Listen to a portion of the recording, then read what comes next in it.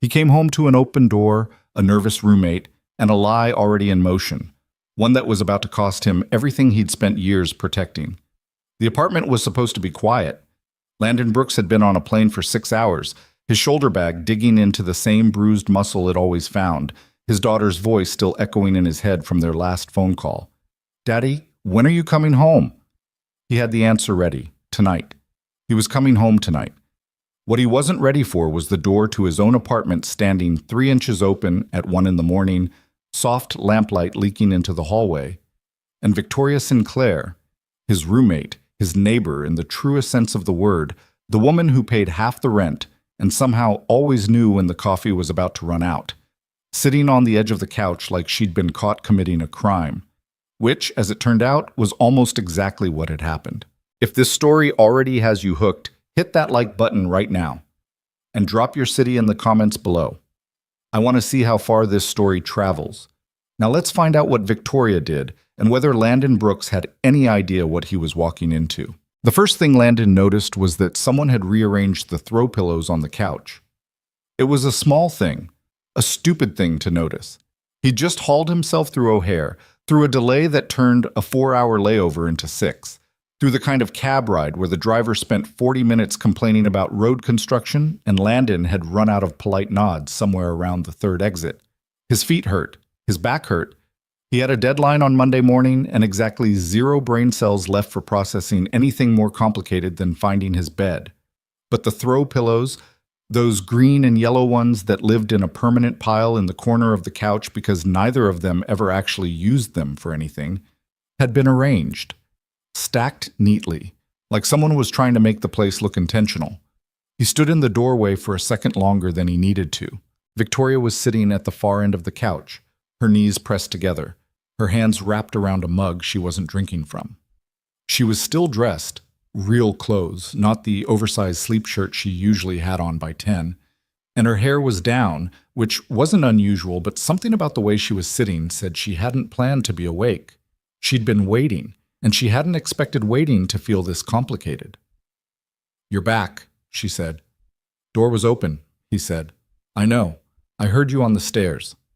She set the mug down on the coffee table with the careful precision of someone who needed something to do with her hands.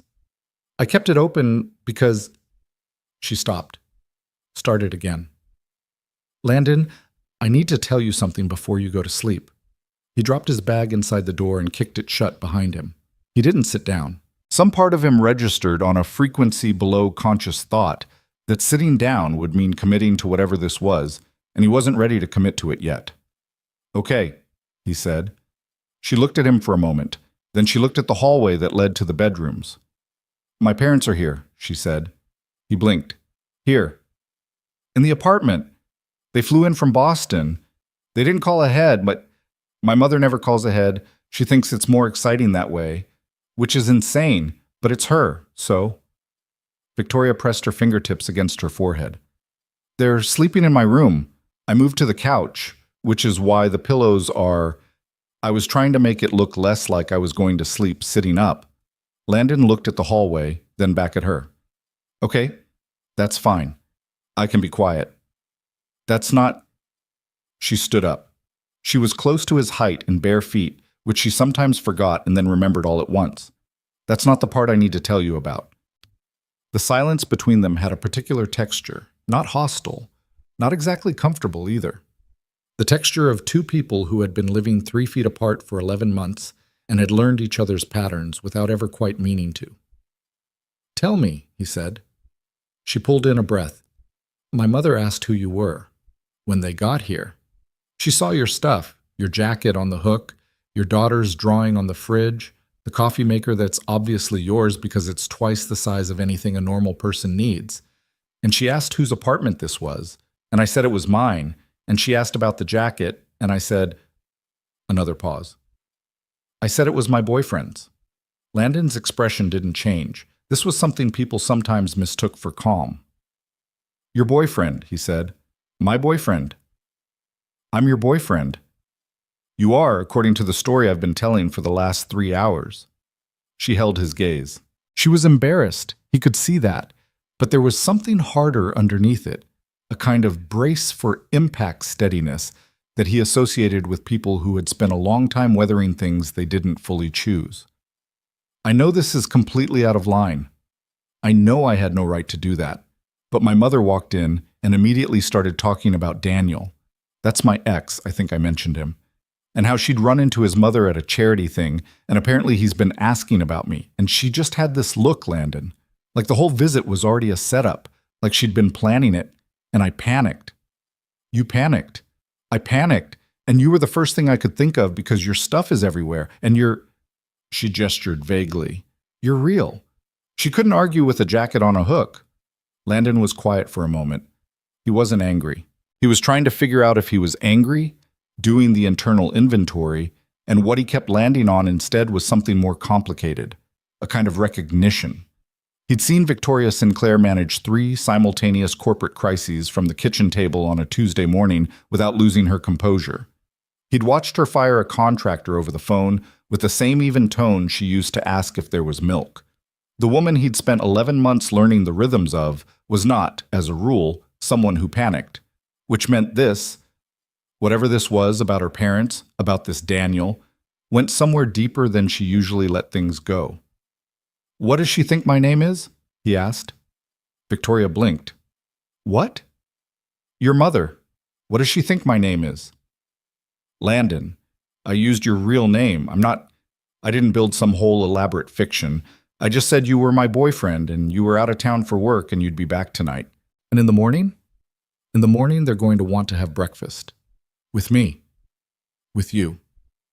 She looked at him steadily. I'm not going to force you to do this. If you say no right now, I'll figure something out. I'll tell them we broke up tonight.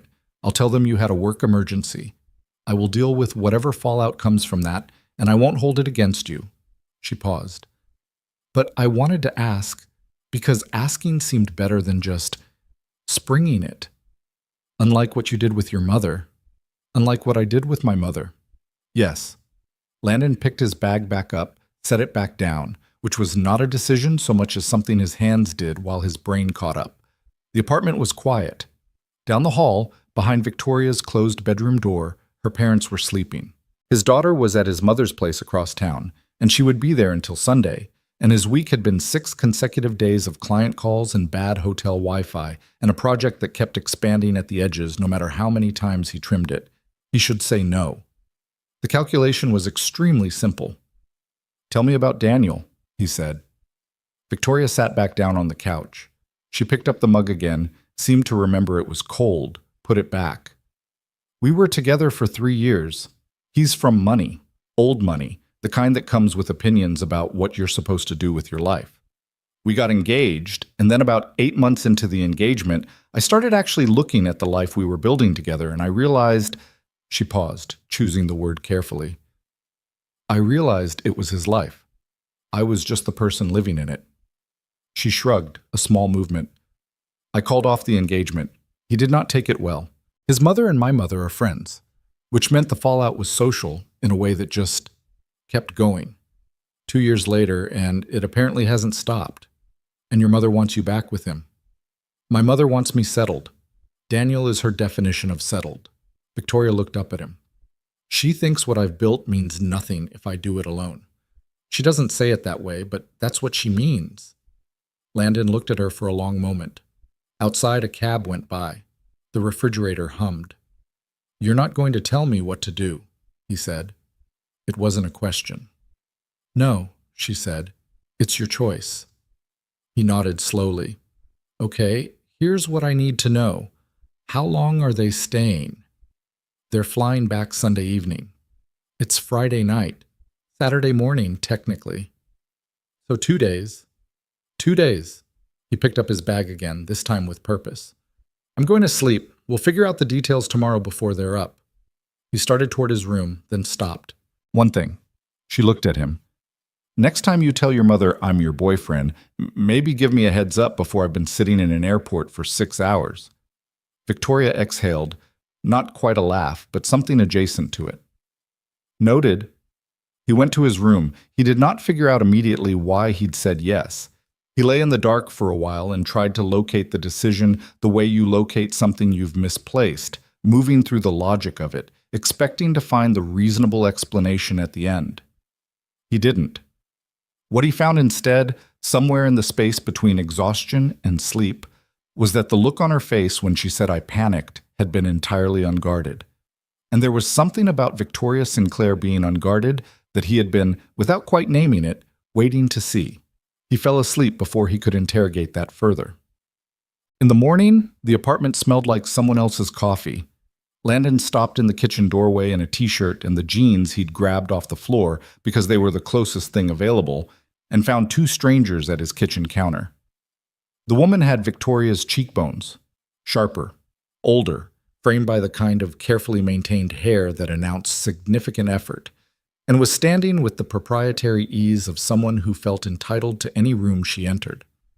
The man beside her was quieter, broader, leafing through something on his phone with the vaguely checked-out energy of a person who had long ago learned that his role in any given situation was mostly to be present. "You must be Landon," the woman said.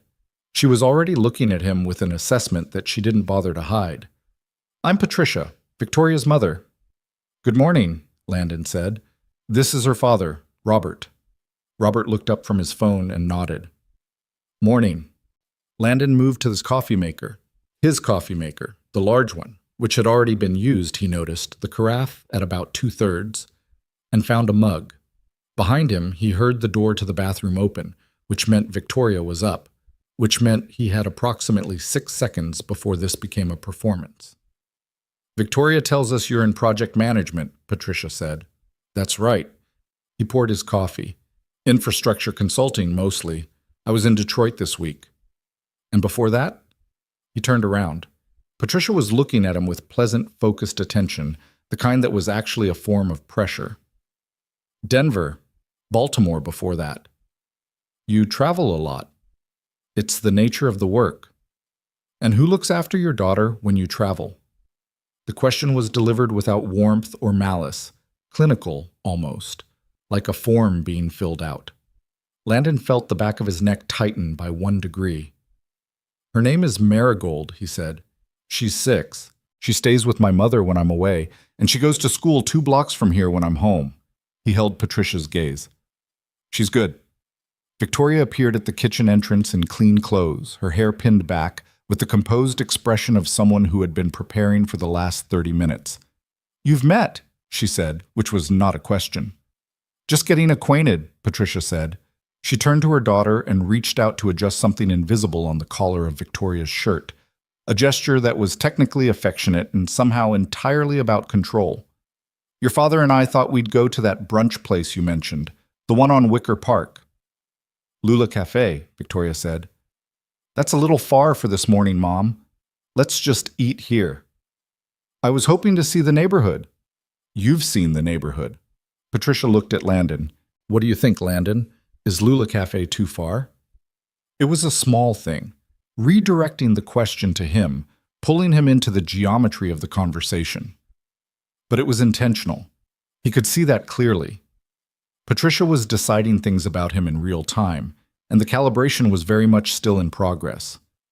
"I think it depends on whether we want to deal with the Saturday wait," he said. "They're usually backed up an hour by 9. There's a place on Milwaukee that's just as good in half the distance." Victoria looked at him with something brief and grateful. Patricia considered this. "Fine," she said. "We'll try your suggestion." Robert put his phone in his pocket and said, for the first time, something that wasn't a single word. "I'd like to try the eggs." Everyone looked at him. "They always have good eggs at these places," he said. "Then eggs it is," Landon said. The place on Milwaukee was called Hendricks & Company, and it was the kind of neighborhood spot that had survived 2 rounds of gentrification by being consistently excellent without trying to be anything more than what it was. Mismatched chairs, a chalkboard menu, the particular warmth of a room that was always slightly too full. Landon had been coming here for 3 years. The woman at the host stand, a tall Jamaican woman named Claire, who had the memory of an elephant for regulars, saw him walk in and immediately held up 4 fingers. "Your usual table's free," Claire said. "Thanks, Claire." "Who's the crowd?" She was already moving. Family, he said. The word landed oddly. He kept his voice level. They got the corner table near the window. Patricia sat across from Victoria. Robert sat across from Landon.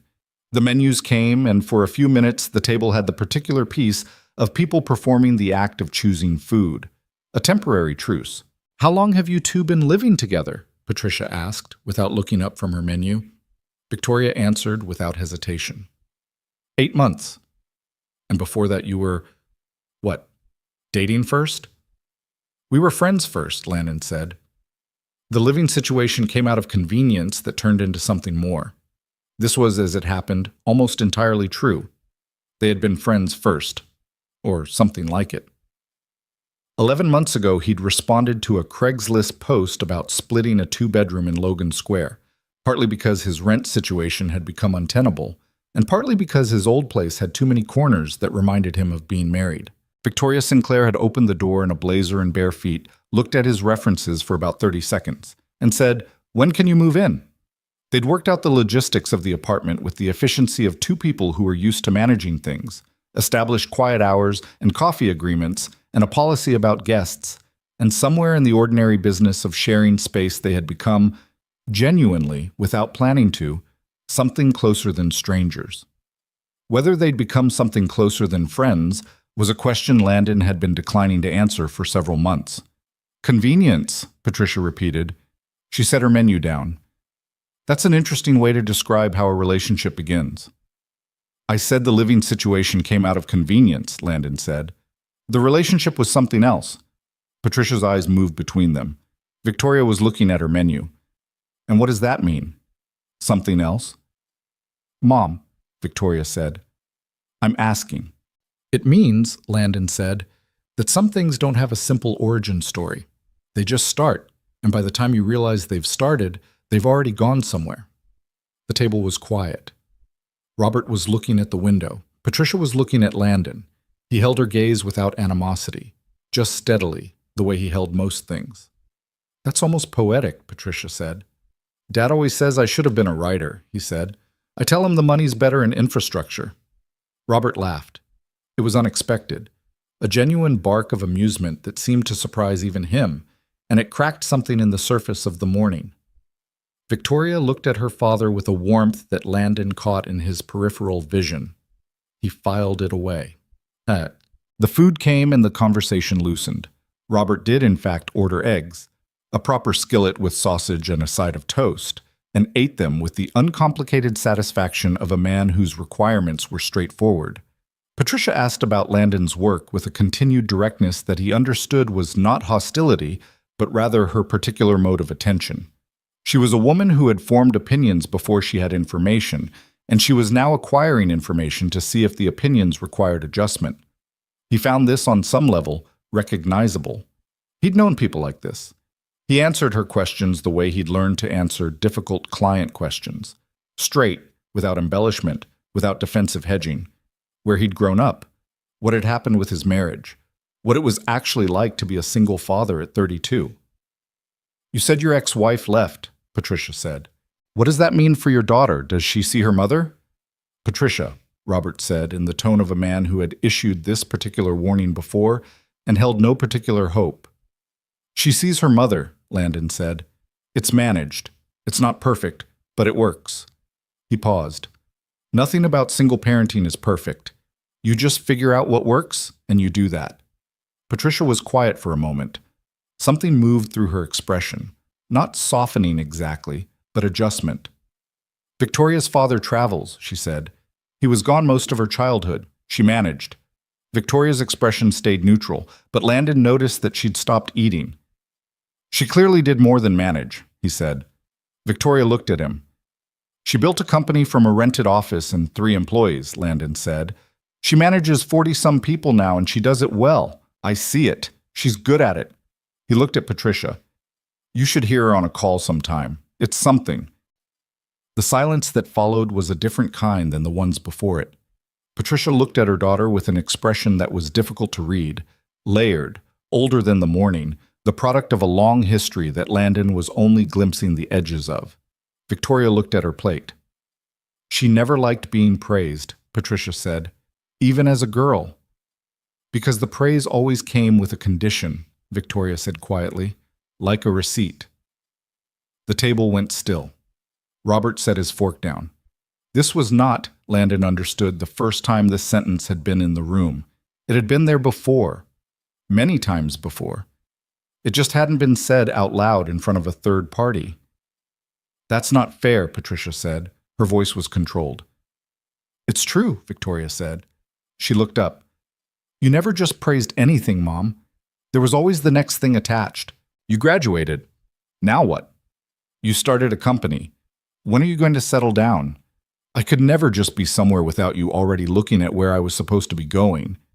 That's called wanting more for your children. That's called never being enough. Victoria's voice was even, not angry. There was no heat in it, which somehow made it more final. I know you think they're the same thing. They're not. Robert looked at his eggs. Patricia looked at her daughter. Landon looked at the window and gave them the privacy of his attention being somewhere else.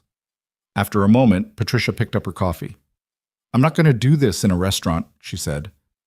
No, Victoria agreed. We're not. The meal finished the way meals finish after things have been said.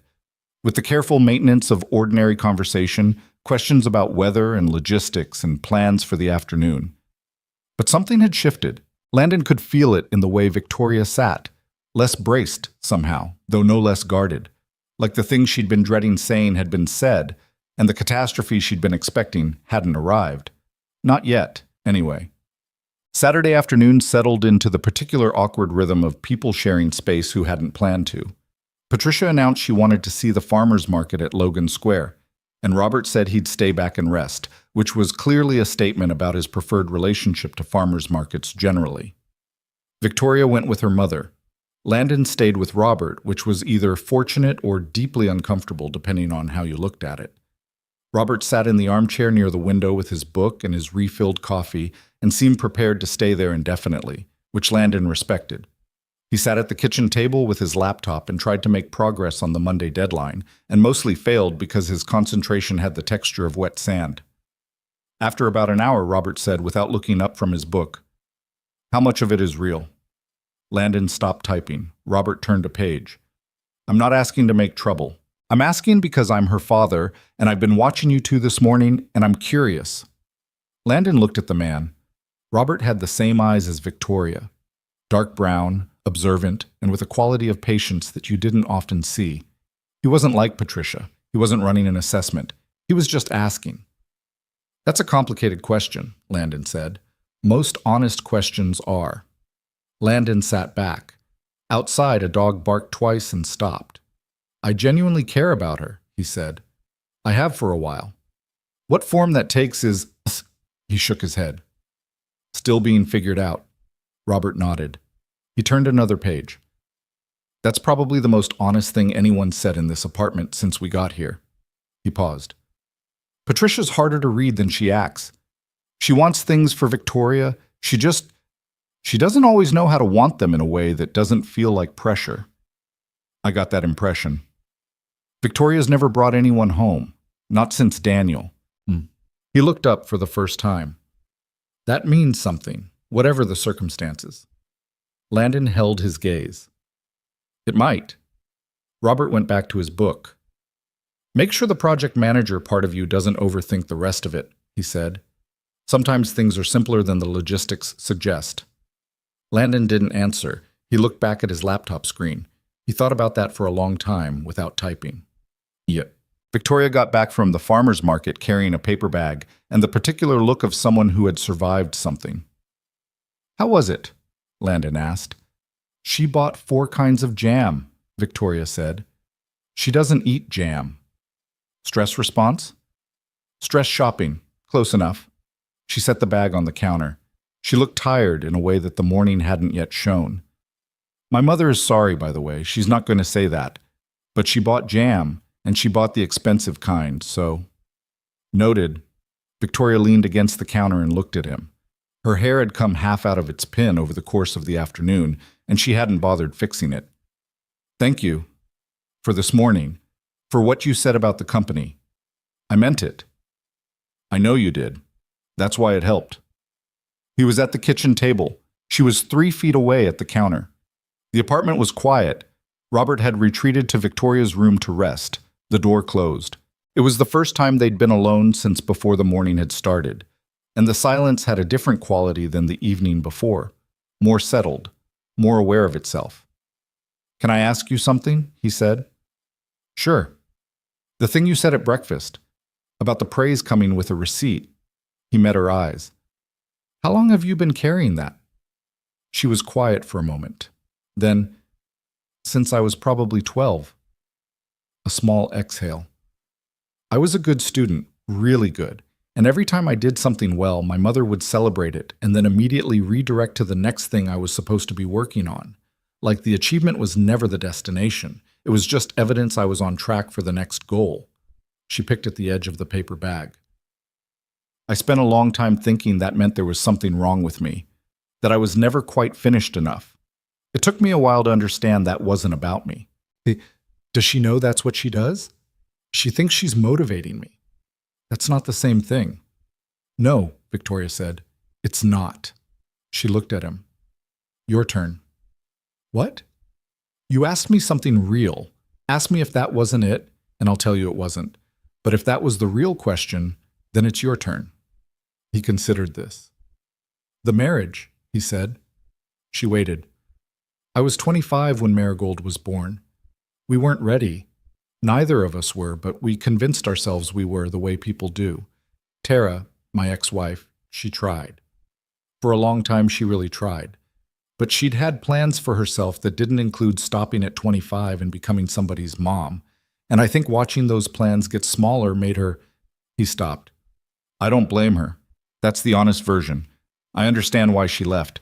I just couldn't make Marigold understand it, and I'm still not entirely sure how to." Victoria was very still. "How old is she now?" 6. "What did she ask?" "She asked why Mommy lives in a different house." He looked at the table. "Kids that age, they don't ask why in the abstract. They ask why in the specific. Why does she live somewhere else instead of here? And you have to answer that in a way that doesn't leave them carrying something they shouldn't have to carry." "What did you tell her?" "I told her that sometimes grown-ups have to figure out their own lives separately, that it didn't change what Tara felt for her, that some families are shaped differently than other families, and ours is shaped this way, and this shape is ours." He paused. She seemed to accept that, for now. "You're a good father." He looked up. She wasn't saying it as a compliment the way people said it to be kind. She was saying it as an observation, the way you note that a thing is built correctly. "I try to be," he said. "No," she said. "You are." Halt. Saturday evening, Patricia made dinner. This was announced without discussion or negotiation. She simply went through the refrigerator and the cabinets and materialized a pasta dish and a salad that were objectively excellent. And Landon suspected this was also a form of apology, just like the jam. Robert helped by filling water glasses and staying out of the way with great intentionality. The 4 of them sat at the kitchen table, which was not designed for 4, which meant they were closer together than they might otherwise have chosen. The dinner was good, and the conversation was careful. Stories about Victoria's childhood, places Robert had traveled for work, a long discussion between Landon and Robert about the Cubs that Patricia and Victoria both ignored with symmetric disinterest. Halfway through dinner, Patricia said, "My friend Margaret's son is getting married next spring. The engagement party is in November." Victoria passed the salad to Landon. "That's nice. He was one of Daniel's groomsmen. The wedding was before everything." The table recalibrated its temperature by a few degrees. "Daniel asked Margaret's son about you," Patricia continued. "Apparently he's still—" "Mom, I'm just passing along what Margaret told me. I don't want to hear what Daniel's still anything," Victoria said. Her voice was level and final. "I don't want to hear what he's doing or thinking or asking about. I have made that clear. He's doing well for himself. He was always doing well for himself. That was never the problem." Victoria set her fork down. "The problem was that I wasn't allowed to be doing well for myself at the same time. You know that. You watched it." Patricia's jaw tightened. "I watched you walk away from a perfectly good—" "I walked away from a perfectly good cage." Victoria's voice did not rise. And I am not going back into one. Not for Daniel. Not for you. Not for the sake of what it looks like to Margaret or anyone else. The table was quiet. Outside, a siren passed and faded. Robert said quietly, "Patricia." Patricia looked at her husband. Something moved between them, the compressed private language of a long marriage. She picked up her fork. She ate. She did not bring up Daniel again. Landon, for his part, said nothing. He ate his pasta. Under the table, Victoria's knee was 2 inches from his, and at some point during the silence it moved closer, until they were touching. Not reaching, not intentional, just the proximity of people who had been orbiting each other long enough that the orbit had gotten smaller. He did not move away. Neither did she. Later that night, after her parents had gone to bed, Victoria found him on the small balcony off the living room. He was out there with a beer, watching the street below. Logan Square on a Saturday night. Groups of people moving between bars, someone's music from an open window, the ordinary dense life of a city that never fully went quiet. She sat in the other chair without asking. He didn't turn. "You okay?" "I'm okay." She pulled her knees up. She'd changed into the oversized sleep shirt finally, the one she usually had on by 10. "I'm sorry about dinner." "Don't be. It always goes there. I always think this time it won't, and it always does." "Because she's still trying to solve a problem that isn't yours to solve," he said. "She wants to fix something in you that isn't broken." Victoria looked at him. "The thing with Daniel," he said. "She's scared. Not of you being alone, but she's scared of what it means that you made a choice that looked like loss. Because if you could do that, choose the smaller, harder thing over the easier, bigger thing, then maybe the choices she made look different." She was very quiet. "I'm projecting," he said. "I do that sometimes." "No," she said. "You're not." They sat there for a while. The street noise carried up. Somewhere above them, a neighbor's window closed. "Landon," she said. "Yeah." "Why did you actually say yes? Last night, when I asked?" He was quiet for a moment. He took a drink of his beer. He thought about the throw pillows, about her face when she said I panicked, unguarded and tired, and somehow younger than the face she wore when she was in charge of something. "Because you were scared," he said. "And you asked instead of just expecting." She looked at him for a long time. "That shouldn't be the bar," she said. "It's a higher bar than you think." She turned back to the street. He turned back to the street. The night was warm for the season, the kind of warmth that felt borrowed, like it knew it wasn't supposed to last. "I'm glad you were the one who answered that ad," she said. "The Craigslist thing, 11 months ago. 47 other people answered it. I know. I vetted them all." A pause. "You were the only one who brought your daughter's picture to the meeting." He turned and looked at her. "Framed," she said. "You had it in your bag. It fell out when you were getting your references. You picked it up and you put it in your front pocket instead of back in the bag, like..." She stopped. "Like you wanted her close while you were having an important conversation." He didn't know what to say. "I decided then," she said simply. They sat in the quiet. Below, the city continued being itself, unreduced, unpretty, busy with its own continuance. Landon finished his beer. Victoria sat with her knees to her chest and her hair loose, and her face pointed at something in the middle distance that wasn't the street. He did not examine what he was feeling. Not yet. There was more weekend to get through first, but he sat with it anyway, the way you sit with a thing that is real before you know its name. Sunday morning arrived with the sound of Patricia making coffee and the particular weight of a weekend that was almost over. Landon woke early, before anyone else, and stood in the kitchen drinking the first cup in the quiet of a house that belonged to him the way houses belong to people who have organized their lives into them over time, incrementally, without ceremony, until the arrangement is simply what home means. He thought about Marigold, who he'd talked to on the phone yesterday afternoon in his room while the family was occupied, who had told him at great and enthusiastic length about a frog she had named Gerald, who lived near his mother's back porch. He was still thinking about Gerald the frog when Patricia appeared in the kitchen in a robe, moving with the careful quiet of a woman who was aware she was a guest in someone else's space. which was, he thought, probably new for her. She looked at him. He looked at her. "There's enough for 2 cups," he said, gesturing at the carafe. She poured herself a mug and stood at the counter across from him, and for a minute neither of them said anything. The morning light was doing the thing it did in this kitchen on clear days, coming through the east window at a long angle, making the ordinary objects on the counter look specific and chosen. "She's happy," Patricia said. I'm not always good at seeing that when it's in front of me, but she is." He didn't respond immediately. He waited, the way you wait when someone is saying something that is costing them something. "I'm not always easy to have as a mother," she said. "I'm aware of that." "I imagine she's not easy to have as a daughter either," he said. "The amount of self she's got. Where do you think that came from?" Patricia looked at him over the rim of her mug. "She pushes back because she learned to," he said. "Someone taught her it was worth doing." Patricia considered this for a long moment. Then she said, "You're clever." "I'm just paying attention." "That's the same thing, mostly." He smiled. She didn't quite smile back, but something in her expression settled. "Don't disappoint her," she said. Not as a threat, as a statement of stakes. "I'll do my best not to." She nodded once and took her coffee to the window. The morning continued around them, ordinary, unresolved, carrying all the things the weekend had put into it forward into the week.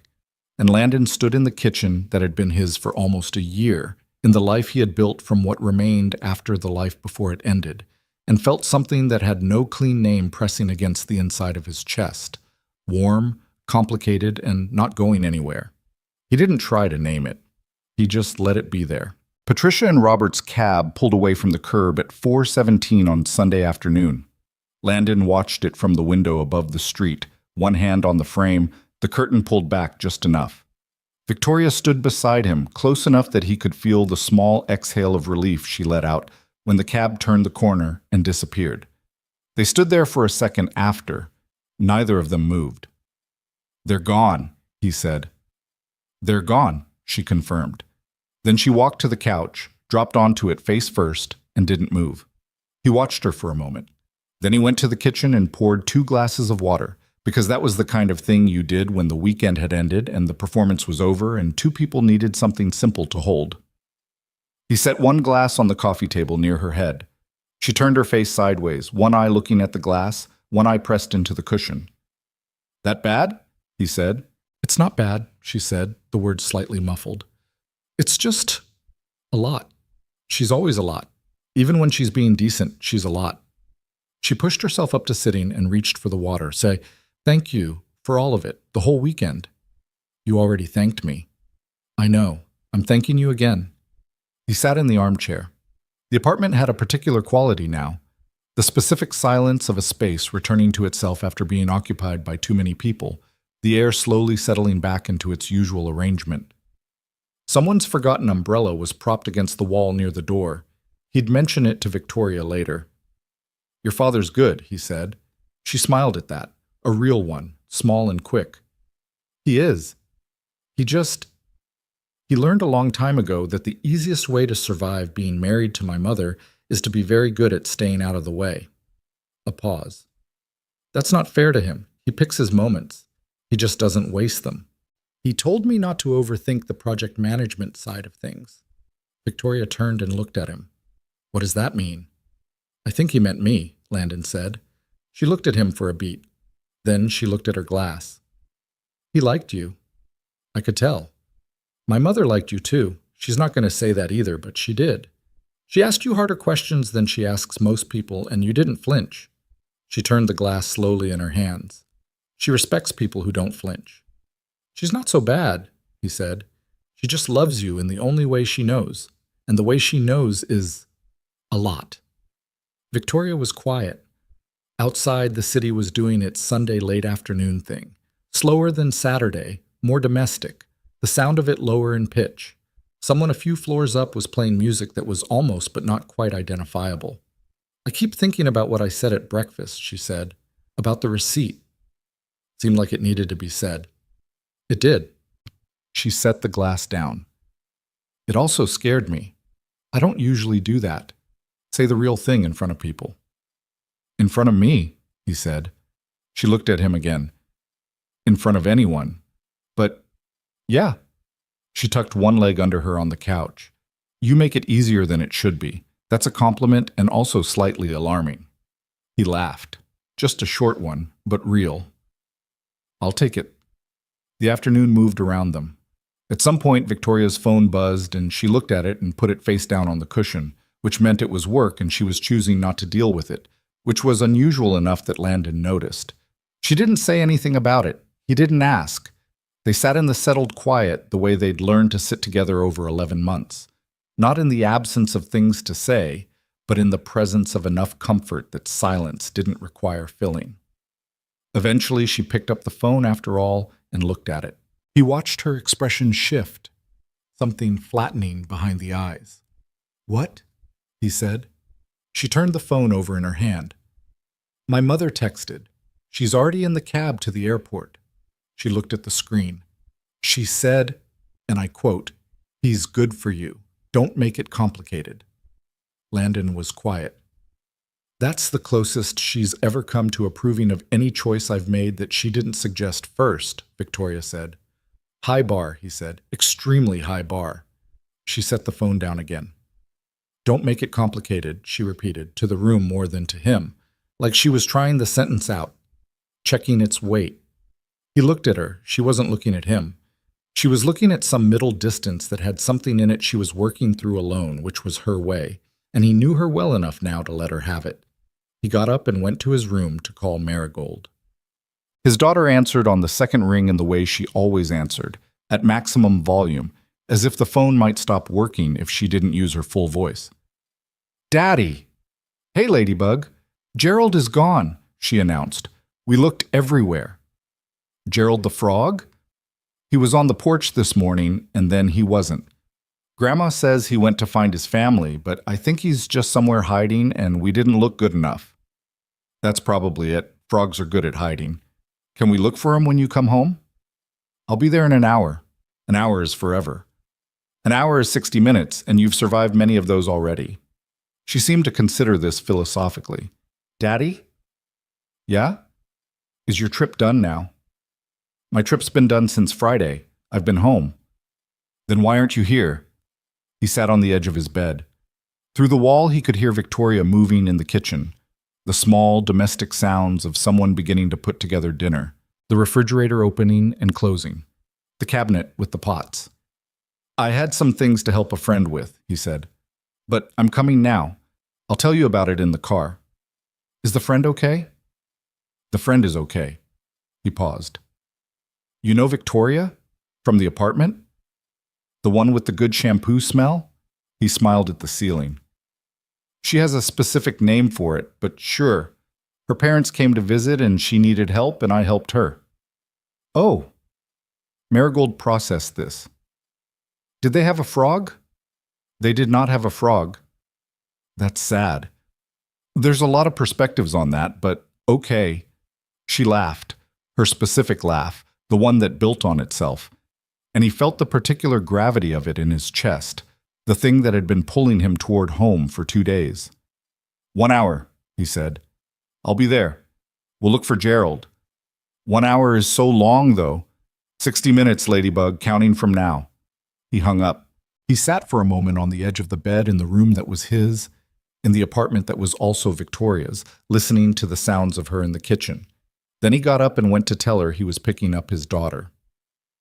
She was standing at the stove with a wooden spoon, which she was using to move something around a pan with the tentative focus of someone who cooked with intent, but not always with confidence.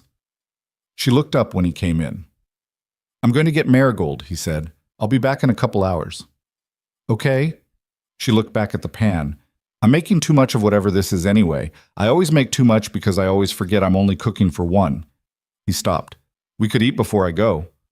I thought you were going in an hour. It'll take 45 minutes to finish. That leaves 15. She looked at him, then at the pan, then back at him. I haven't finished the sauce. I can do the sauce. You don't know what sauce I'm making. Then tell me. She was quiet for a second. Then she handed him the spoon and stepped aside and said, Garlic, olive oil, cherry tomatoes. The tomatoes need to blister before anything goes in. I see cherry tomatoes not blistering.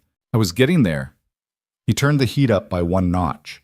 She watched him for a moment with the expression of someone deciding whether to say something, and then she went and got 2 glasses of wine from the bottle she'd opened the previous night and was apparently finishing tonight, and she handed him one, which he set on the counter because his hands were occupied.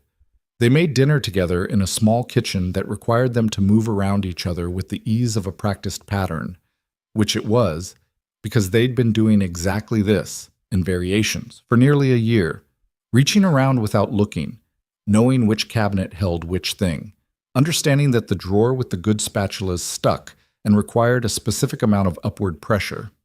Small knowledge, accumulated, specific, belonging to this apartment and this version of their lives. It was ordinary. It was also, Landon noticed, the most comfortable he'd felt in 4 days.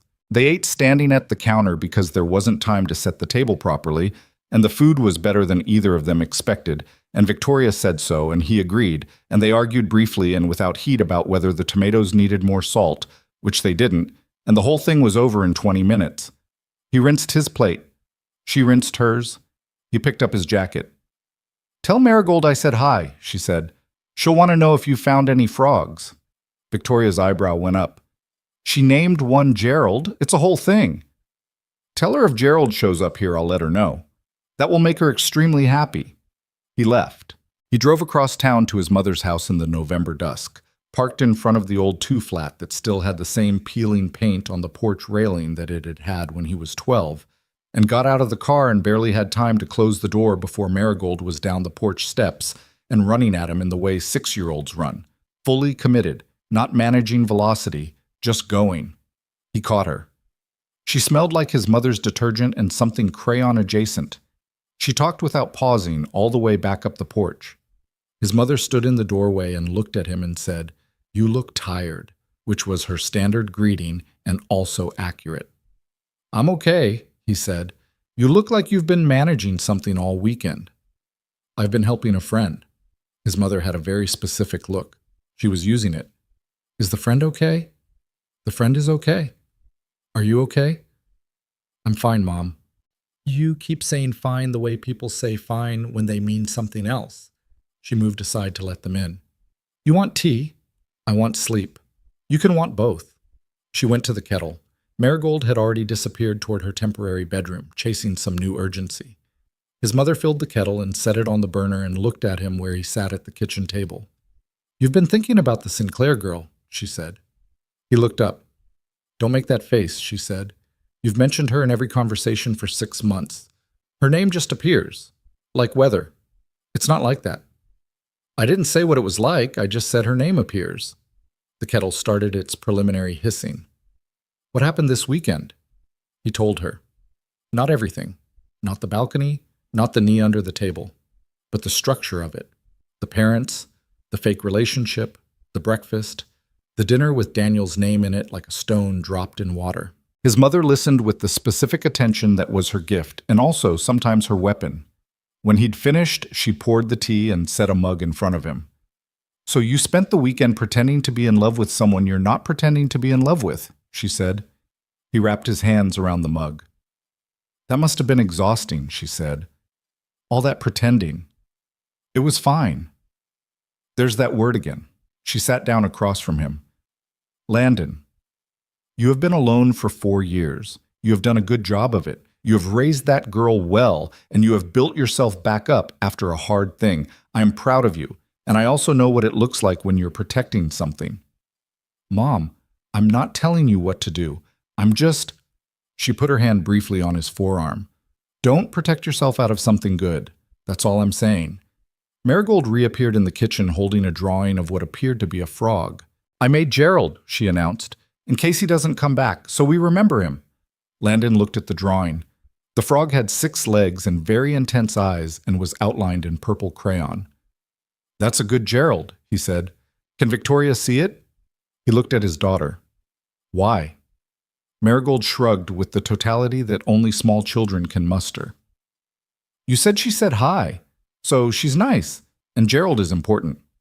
His mother was looking at him over her mug with an expression that contained a full editorial. "Sure," he said. "We can show her." Quote, the following week was normal, which made it strange. They moved back into their usual rhythms without discussing it. Coffee in the morning, the particular timing of the bathroom, the way they both gravitated to the kitchen in the early evening and sometimes cooked and sometimes didn't, and talked about their days in the fragmented, non-linear way of people who were tired and comfortable and didn't need to perform attention for each other. The weekend had happened, and then the weekend was over, and the apartment was the same apartment it had always been, except that it wasn't quite. The difference was not large. It was the kind of difference you notice in familiar light. The same room, the same objects, but the angle has shifted by 5 degrees and everything looks specific in a way it hadn't before. On Monday, he was on calls from 8 to 5. On Monday evening, she had a board thing and came home late, and he'd left her a plate in the refrigerator because he'd made too much pasta. And in the morning, she said thank you, and he said it was nothing, and it wasn't nothing, but it was the kind of nothing that accumulated. On Wednesday, she had a bad day. He could tell from the particular way she opened the apartment door. Not sharp, not slammed, but with the controlled deliberateness of someone managing a significant internal weather system. She came in, put her bag on the hook, stood in the entryway for 2 full seconds, doing nothing. He was on the couch with a draft contract he was reviewing. He looked up. "Don't ask," she said. "Okay." She went to her room. He went back to the contract. 20 minutes later, she came out in the sleep shirt, poured herself a glass of water, stood at the counter drinking it, and then said without preamble, "I had to let someone go today." He put the contract down. "How long had they been with you?" 4 years. She refilled the glass. She wasn't performing. I knew it for 6 months, and I kept hoping it would turn, and it didn't. And today was the day I couldn't put it off anymore. She leaned against the counter. She cried. That's hard. I hate crying. I mean, I know it's a natural response. I'm not cold about it. When someone cries at me, I don't know what my face is supposed to do. Your face was probably fine. My face was probably terrifying. I could feel it going somewhere neutral, and I couldn't stop it. She set the glass down.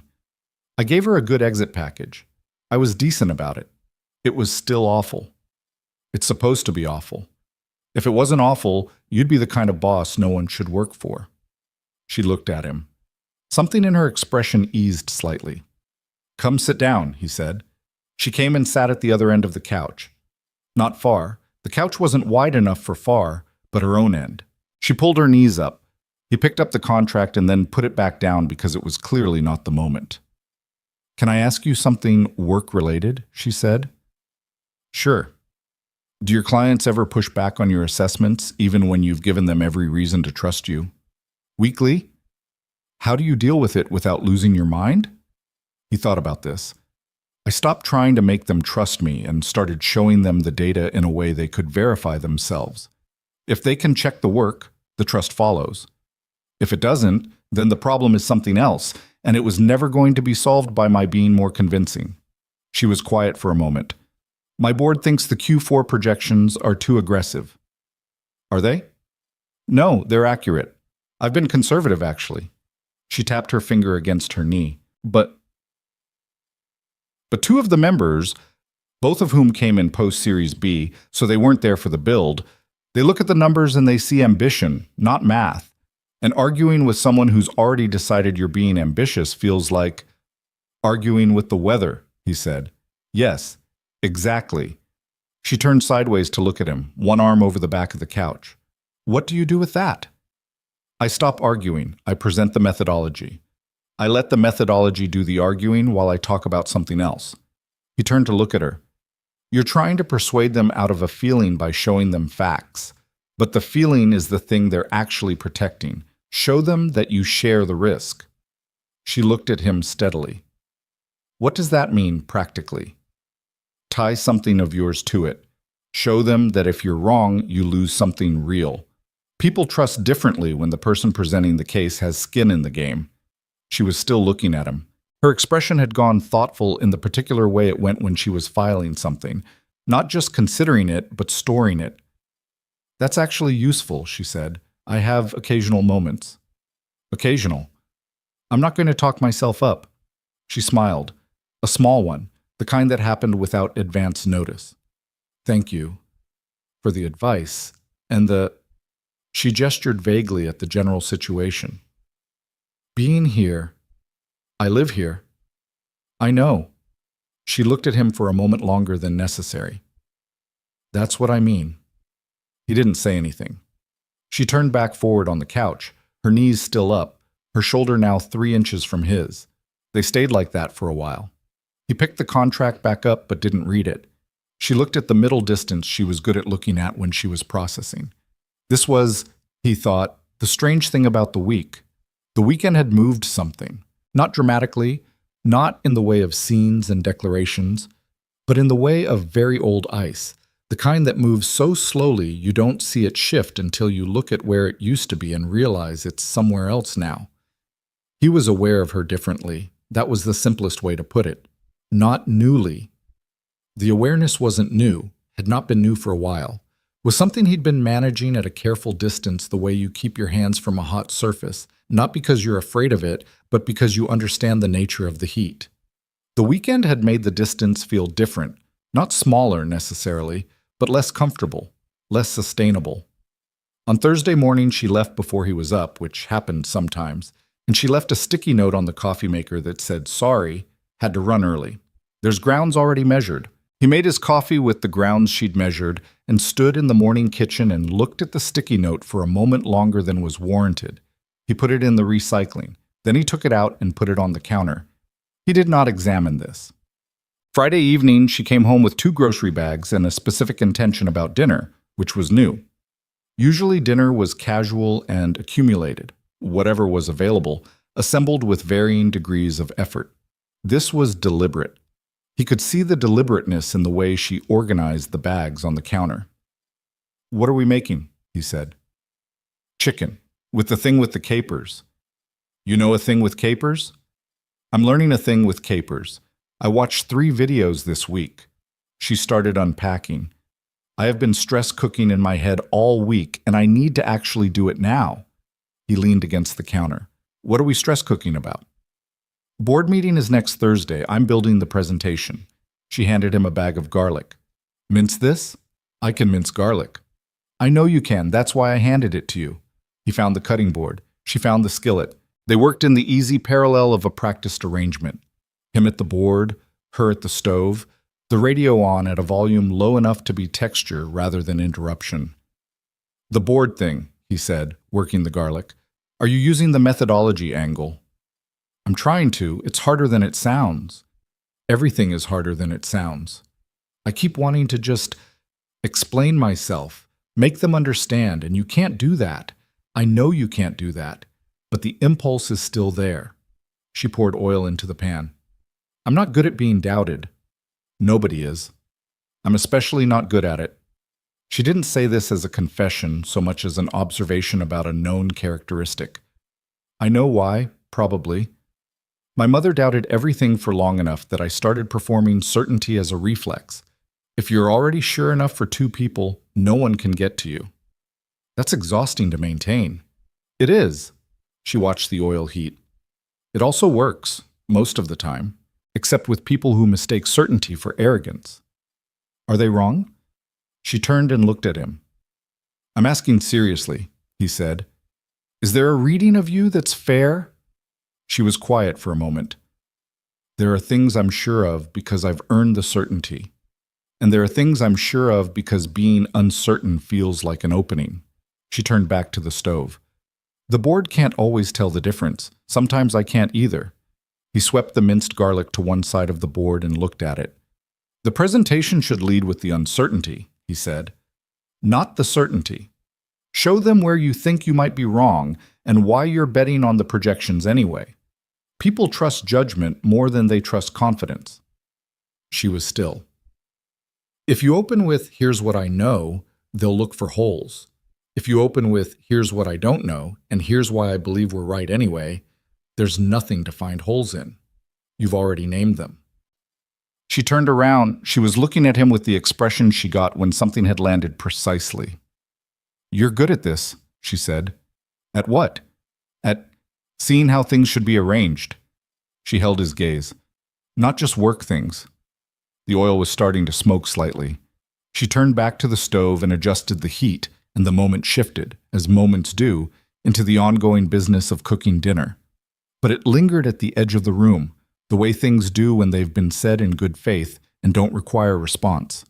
They ate at the table this time, properly, with the candle she'd found in a drawer lit in the middle because she said it looked better, and he didn't argue. The chicken was good. The capers worked. She was pleased about it, and he told her so, and she said she was going to try the video person's carbonara next, which was ambitious, but he chose not to say so. Marigold's drawing of Gerald the Frog was still on the refrigerator where he'd put it on Monday. Victoria had come home that night to find it there, and stood at the fridge looking at it, and then turned to him with an expression that was soft in a way she didn't often allow in direct view, and said, "6 legs?" And he said Gerald had a lot going on, and she'd laughed.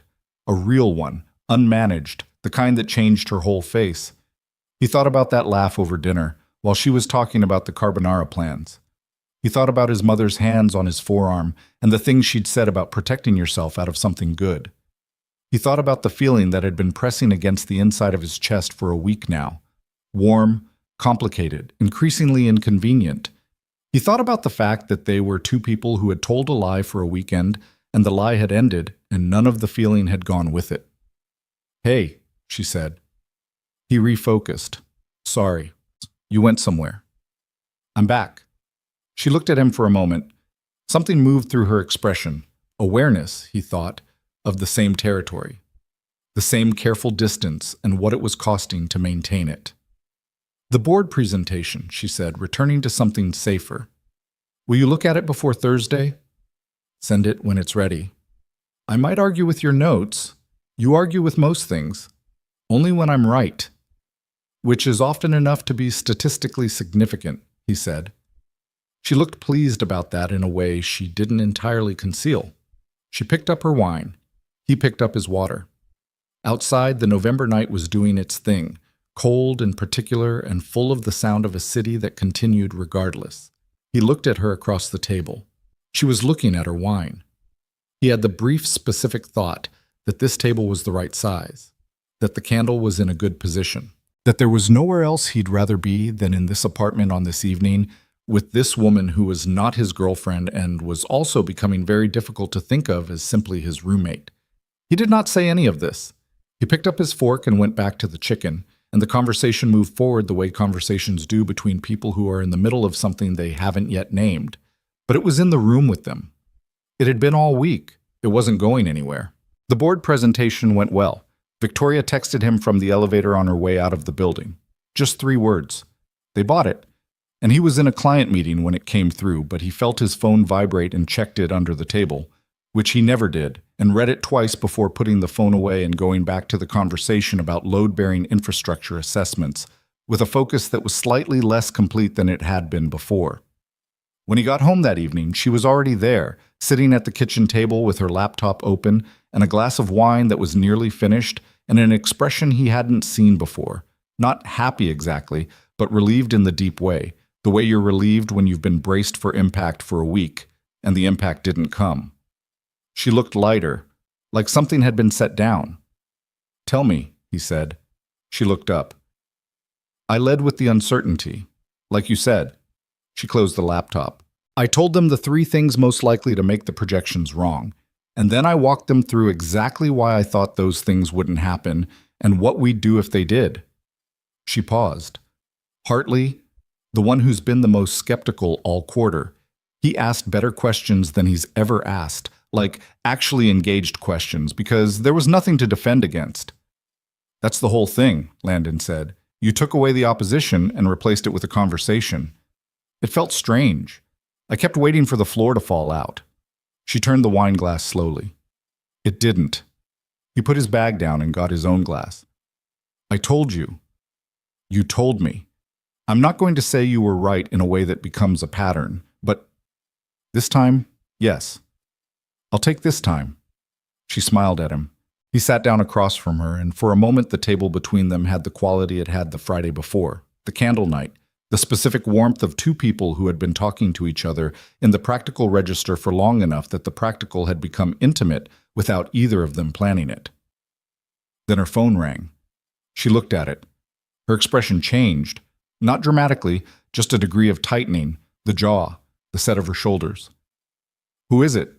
he said, though he understood from the look that he already knew the category.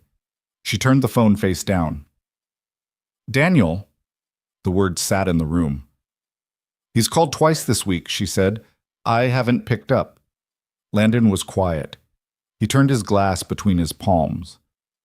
"How did he get back to calling you?" "My mother." She said it flatly, without surprise. She must have said something to Margaret, who said something to him, about the weekend, about… A pause. "About you." "About me." He's not stupid. He knows what it means that I've moved on. It means the calculation he's been running for 2 years, that I'd eventually come back around, doesn't work anymore. She looked at the phone.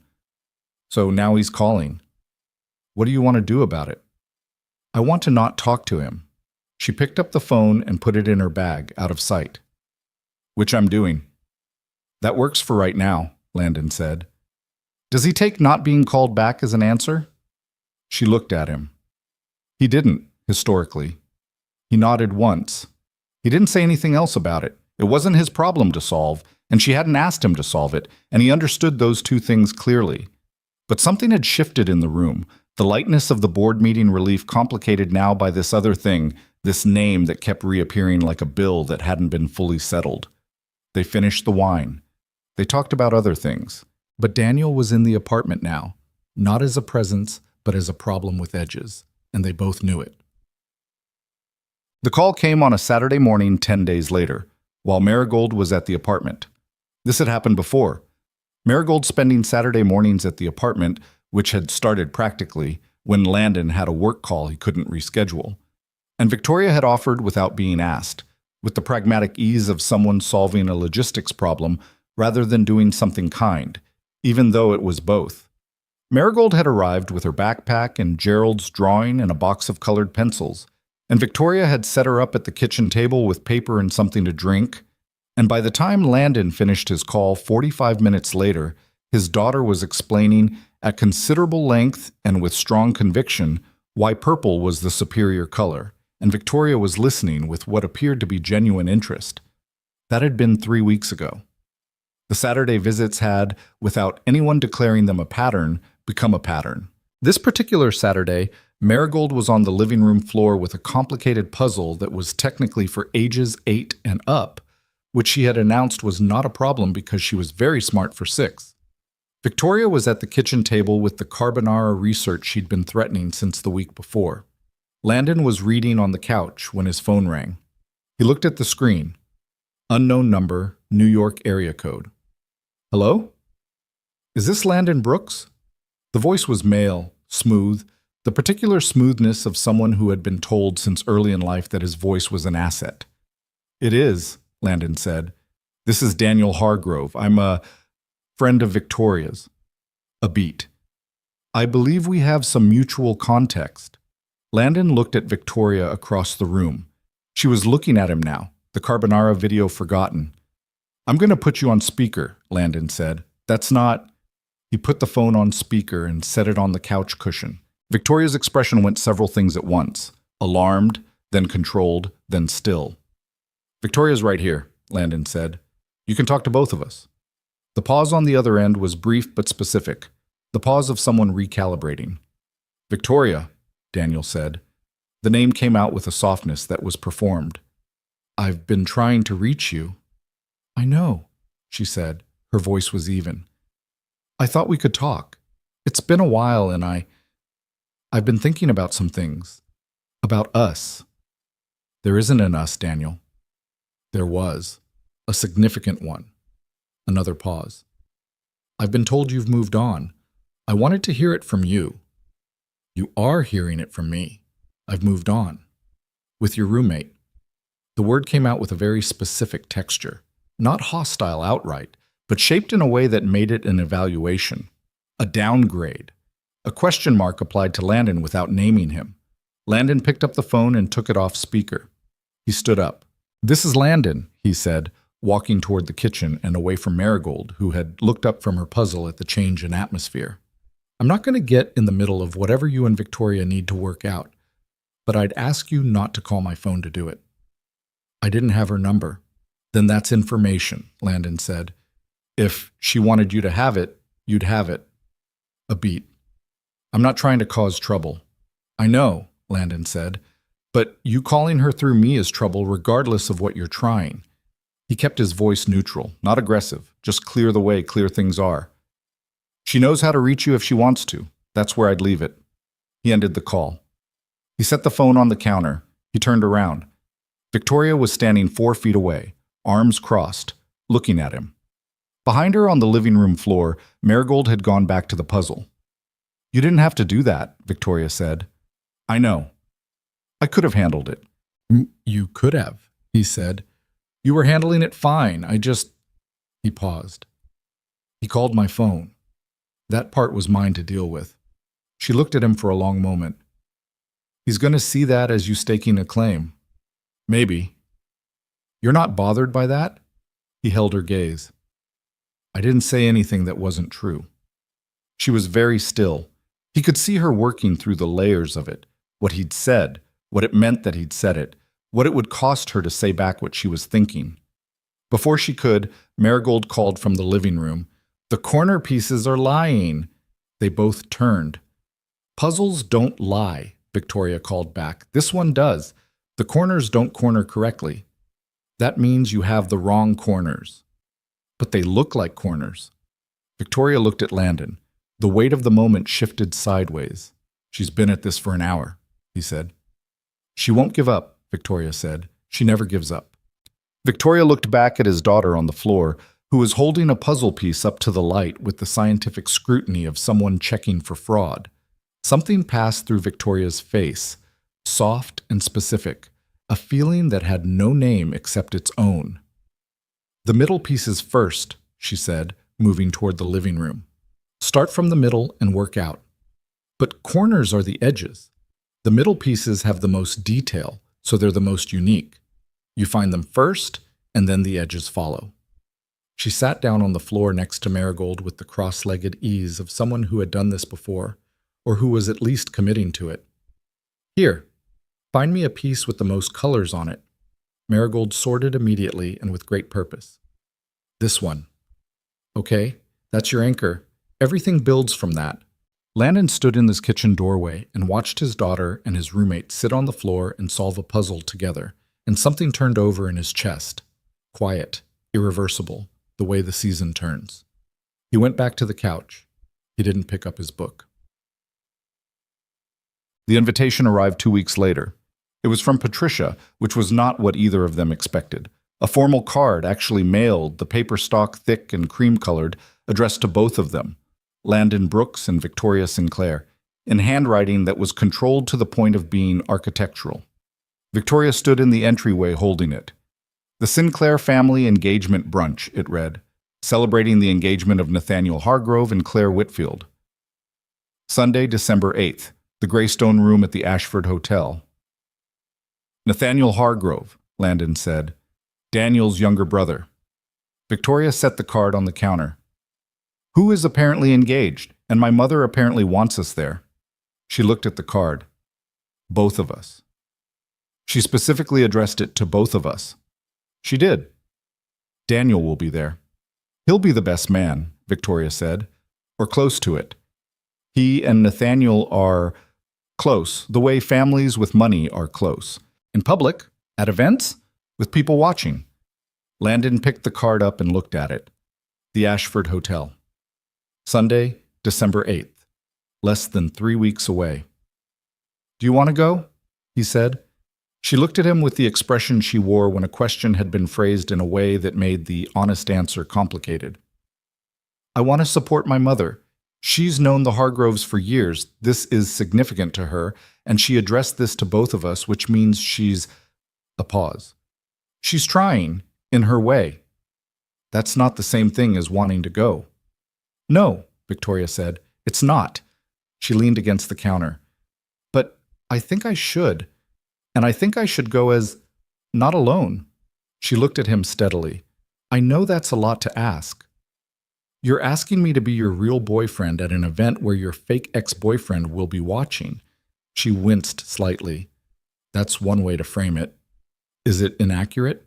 It's very accurate. He set the card down. He was quiet for a moment, not because he was undecided, but because he was trying to understand his own certainty. He'd had 2 weeks of it growing in a direction he couldn't quite face head on. The morning coffee, the puzzle on the floor, the phone call with Daniel, the thing he'd said that wasn't untrue. He had been living alongside something true for months and calling it something else, and the card on the counter with both their names felt, absurdly, like a piece of correspondence from a future that was already in progress. "I'll go," he said. She looked at him. "But I'm not going to pretend anything," he said. "I did that once. I'm not doing it again." She was very still. "What does that mean?" "It means that if we walk into that room together, I'm not playing a character. I'm just there, as whoever I am." He held her gaze. "Is that okay?" She held his gaze for a long moment. Then she said quietly, "Yes." The Ashford Hotel was the kind of place that had been expensive for so long it no longer needed to announce it. Dark wood, high ceilings, staff who moved with the trained unobtrusiveness of people paid to be invisible. The Greystone Room was off the main lobby, a private dining space that held perhaps 60 people, already half filled when they arrived. The sound of it, the measured hum of a certain kind of social class at a certain kind of event. Everyone was dressed in the language of understated money. Victoria was in a dark green dress he hadn't seen before, her hair up, the whole presentation assembled with the CEO precision she applied to things that mattered. She looked composed. She also had a very specific line in her jaw that he recognized as the brace for impact expression, the one from the first night of the weekend, the one that meant she was managing something at depth. He put his hand at her back as they walked in, not as performance, but because it felt like the right thing. She didn't pull away. She didn't lean into it either. She just carried it the way you carry something that belongs there.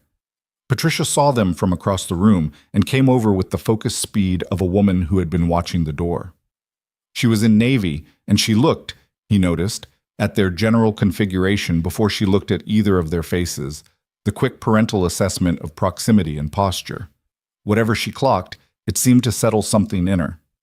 "You came," she said, and hugged her daughter, which lasted 1 second longer than Patricia's hugs usually lasted based on the weekend sample size. "We came," Victoria said. Patricia looked at Landon. "I'm glad," she said, simply, without the layered architecture of their breakfast conversation. Just glad. "Congratulations to the family," he said. "Nathaniel is very happy. Claire is lovely." She touched Victoria's arm briefly. "Come meet her. I want you to meet her before it fills up." They were steered into the room, and for the next 20 minutes the event was just an event. Introductions, champagne, the general choreography of a family gathering where several subgroups were navigating different histories. Nathaniel was a younger, less constructed version of Daniel, with the same strong jaw but looser around the edges, genuinely warm in a way that felt earned rather than performed. Claire was bright and nervous and clearly head over heels, the kind of person who looked at their fiancé every few minutes to anchor themselves. Robert was there, quiet and pleased, with the energy of a man relieved that something was happening that didn't require him to manage anyone's feelings. And then Daniel was there. Landon felt it before he saw it. The way Victoria's posture shifted beside him, not dramatically, just a millimeter of recalibration, the same adjustment you make when something enters a room that your body registers before your brain catches up. Daniel Hargrove was tall and deliberately assembled, the kind of man who wore a suit like it was a position statement. He was good-looking in the conventional, symmetrical way of someone whose advantages had always been legible. He crossed the room with the ease of a person who had never, in his adult life, been uncertain about whether he belonged somewhere. He saw Victoria first, then he saw Landon. Then he looked at the space between them, and something in his expression reorganized. "Victoria," he said. He kissed her cheek in the European manner, the move of a man reclaiming a vocabulary. "You look extraordinary." "Thank you," she said, even, composed. "Congratulations on Nathaniel. He's over the moon." Daniel's eyes moved to Landon. "And this is—" "Landon," Landon said. He extended his hand. Daniel shook it. The handshake was the kind that measured itself. I believe we spoke on the phone. We did. You were very clear. There was something underneath this, but not hostility exactly, but the specific friction of a man unaccustomed to being clearly told a thing. It seemed like the situation called for it, Landon said. Daniel looked at him for a moment. Then he looked at Victoria. I've been hoping we could talk, at some point, without intermediaries. I don't think we need to, Victoria said. Just a few minutes. There are things I'd like to say. Daniel, 5 minutes, he said. I'm not asking for more than that. The table nearby was filling. Patricia was watching from across the room with the deliberately casual attention of someone performing not watching. Robert had spotted what was happening and had the look of a man deciding whether his moment had arrived. You can say what you want to say, Victoria said. Right here. Daniel's jaw tightened slightly. He looked at Landon with the specific expression of a man who wanted a private conversation and was being denied one, and was trying to decide how that reflected on him. I made mistakes, he said, still looking at Landon, then back to Victoria. When we were together, I had certain expectations that weren't fair. I understood what you were building, and I didn't make enough room for it. Victoria was quiet. I'm not asking to undo anything, Daniel continued. I just want you to know that I understand it now. What I was. And I'm different. He paused. I think we could have been something that worked. We were something, Victoria said. Her voice was steady. We were something for 3 years and it didn't work. Not because you weren't trying. I believe you were. But because the version of me that fit the life you wanted isn't the version of me that exists. She held his gaze. You would have needed me to be smaller. You wouldn't have meant to. But you would have. Daniel looked at her. Something moved in his expression. Not anger, not the thing Landon had half prepared for, something more complicated. The look of a man who had received honest information and was encountering the specific pain of recognizing it as true. You've thought about this, he said. For 2 years, she said. Yes. He was quiet for a moment. Then he looked at Landon, a longer look, the look of a man doing a real assessment, not the performance of one. You're good for her, he said. The words came out with effort. The effort made them credible. Landon didn't know what he'd expected Daniel Hargrove to be, but he hadn't expected this. The grace of it, imperfect and visible. The grace of a person saying the true thing in a situation where the easier thing was available. I'm trying to be, Landon said. Daniel nodded once. He looked at Victoria. I wish you well. I mean that. He moved back toward the center of the room. The 3 of them had been in their own world for 5 minutes, and now they were back in the general event, the hum of other conversations rising back around them.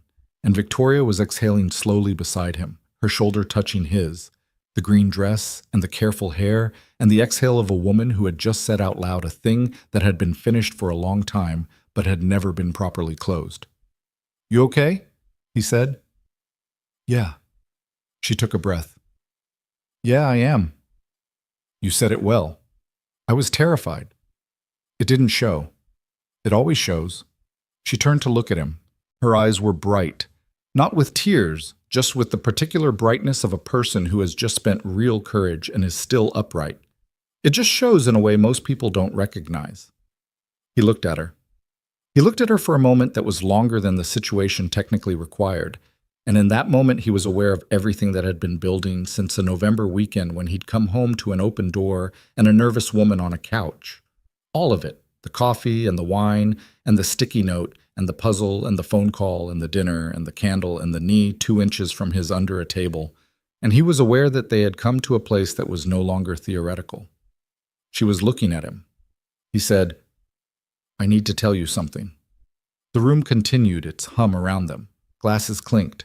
Somewhere behind them, Patricia laughed at something Robert said. Okay, Victoria said. I said on the phone to Daniel, when I told him she knows how to reach you if she wants to. That was... He paused. He was not good at this in the prepared speech way. He was better at it in the doing it way. I should have said that to you first, before I said it to him. I was putting something out there that I hadn't actually asked you about. She was watching him very carefully. I've been... He stopped again. He didn't look away.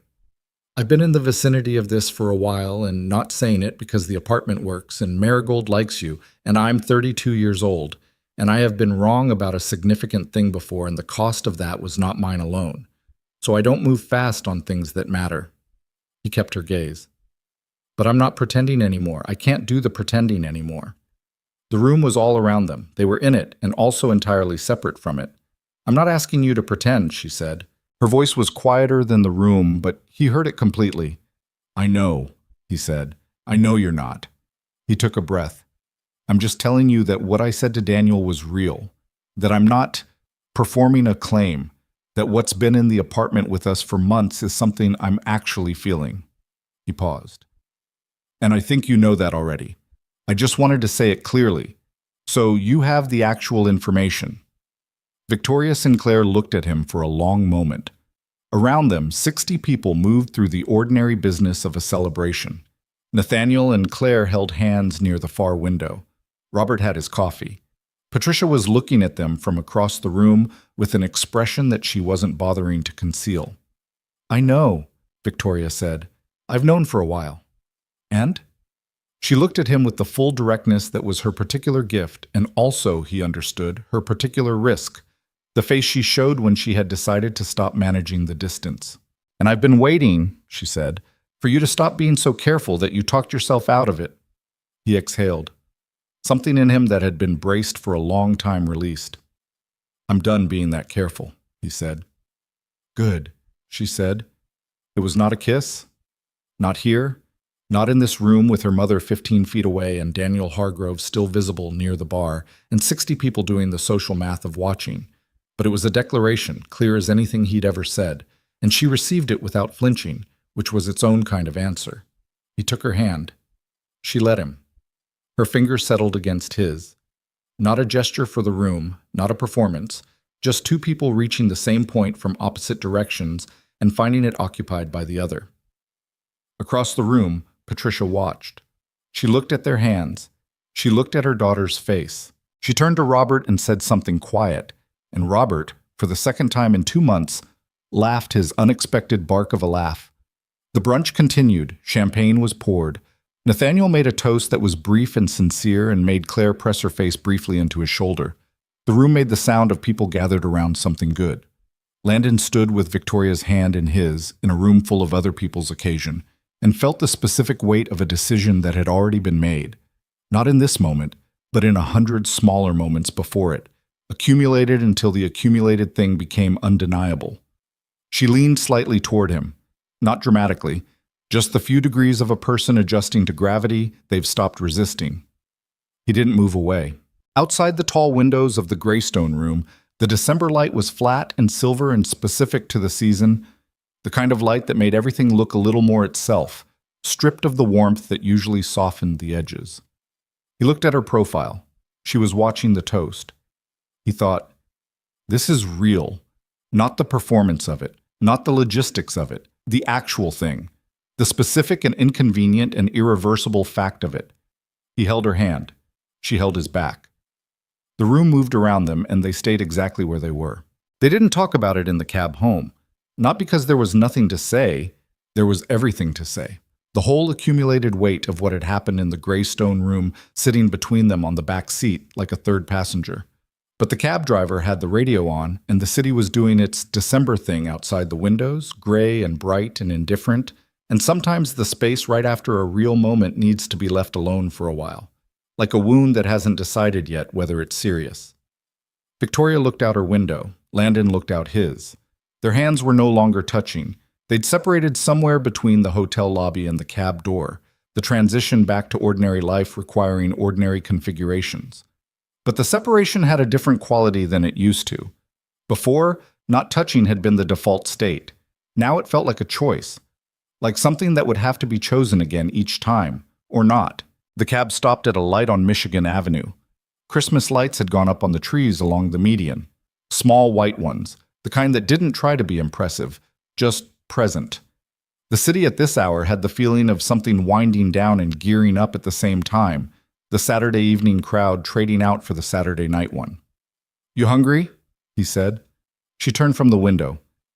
A little. We could stop somewhere. She looked at him. The look lasted 2 seconds longer than the question required. Let's just go home, she said. Home. She said it the way she'd been saying it for 11 months. Naturally, without thinking, the word for the place they both lived. But tonight it landed differently, and he felt her register that it had landed differently, and she looked back out of her window without adjusting it, which was its own kind of statement. The apartment was cold when they got in. They'd left the heat low, December being what it was, and Victoria went straight to the thermostat while Landon hung up his coat and hers and stood for a moment in the entryway doing nothing in particular, the way you stand when you've arrived somewhere and haven't yet decided what arriving means. She came back from the thermostat, and they were both in the living room in their good clothes, the apartment warming up around them, the particular silence of a space that was waiting for the people in it to figure out what came next. "Do you want tea?" he said. "I want to talk," she said. He looked at her. "Not because something's wrong," she said quickly.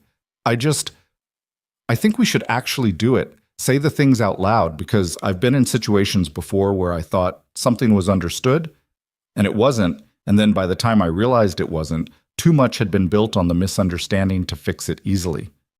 She crossed her arms, not defensively, but in the way of someone steadying themselves. "I don't want that to happen here." "Okay," he said. "Okay," she said.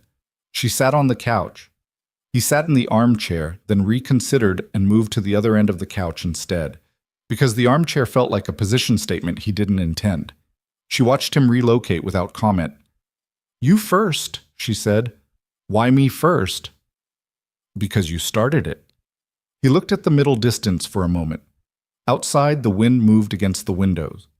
That specific December sound, thin and dry. He thought about how to say the thing he'd been not saying, and then he decided that thinking about how to say it was just another form of the careful management he'd told her he was done with. "I've been aware of you for a long time," he said, "not just as my roommate, as a person I wanted to be near. And I've been managing that because," he paused, "because I'm a father first. That's not a complaint. It's just the shape of my life. When I make a decision about who I let into my life, I'm making it for two people.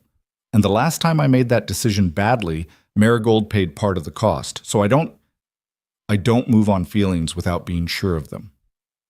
"Are you sure of them now?" she said. "I'm sure enough to stop pretending they don't exist," he said, "which is different from sure. But it's what I've got." She looked at him steadily. "That's honest." "I'm trying." She was quiet for a moment, her hands in her lap, the green dress and the careful hair and the whole assembled presentation of the woman she was in public beginning to relax, slightly, into the woman she was in this apartment. "I don't fall easily," she said. "I've been told that's a problem. I've been told I hold things at arm's length and call it professionalism. And some of that is true. Some of it is the thing I said at breakfast that first morning, the receipt. When someone praising you always costs you something, you learn to keep your distance from anything that might. Including good things," he said. "Especially good things." She looked at her hands, because the cost of losing a good thing is more than the cost of never having it. She looked up. "That's a bad calculation.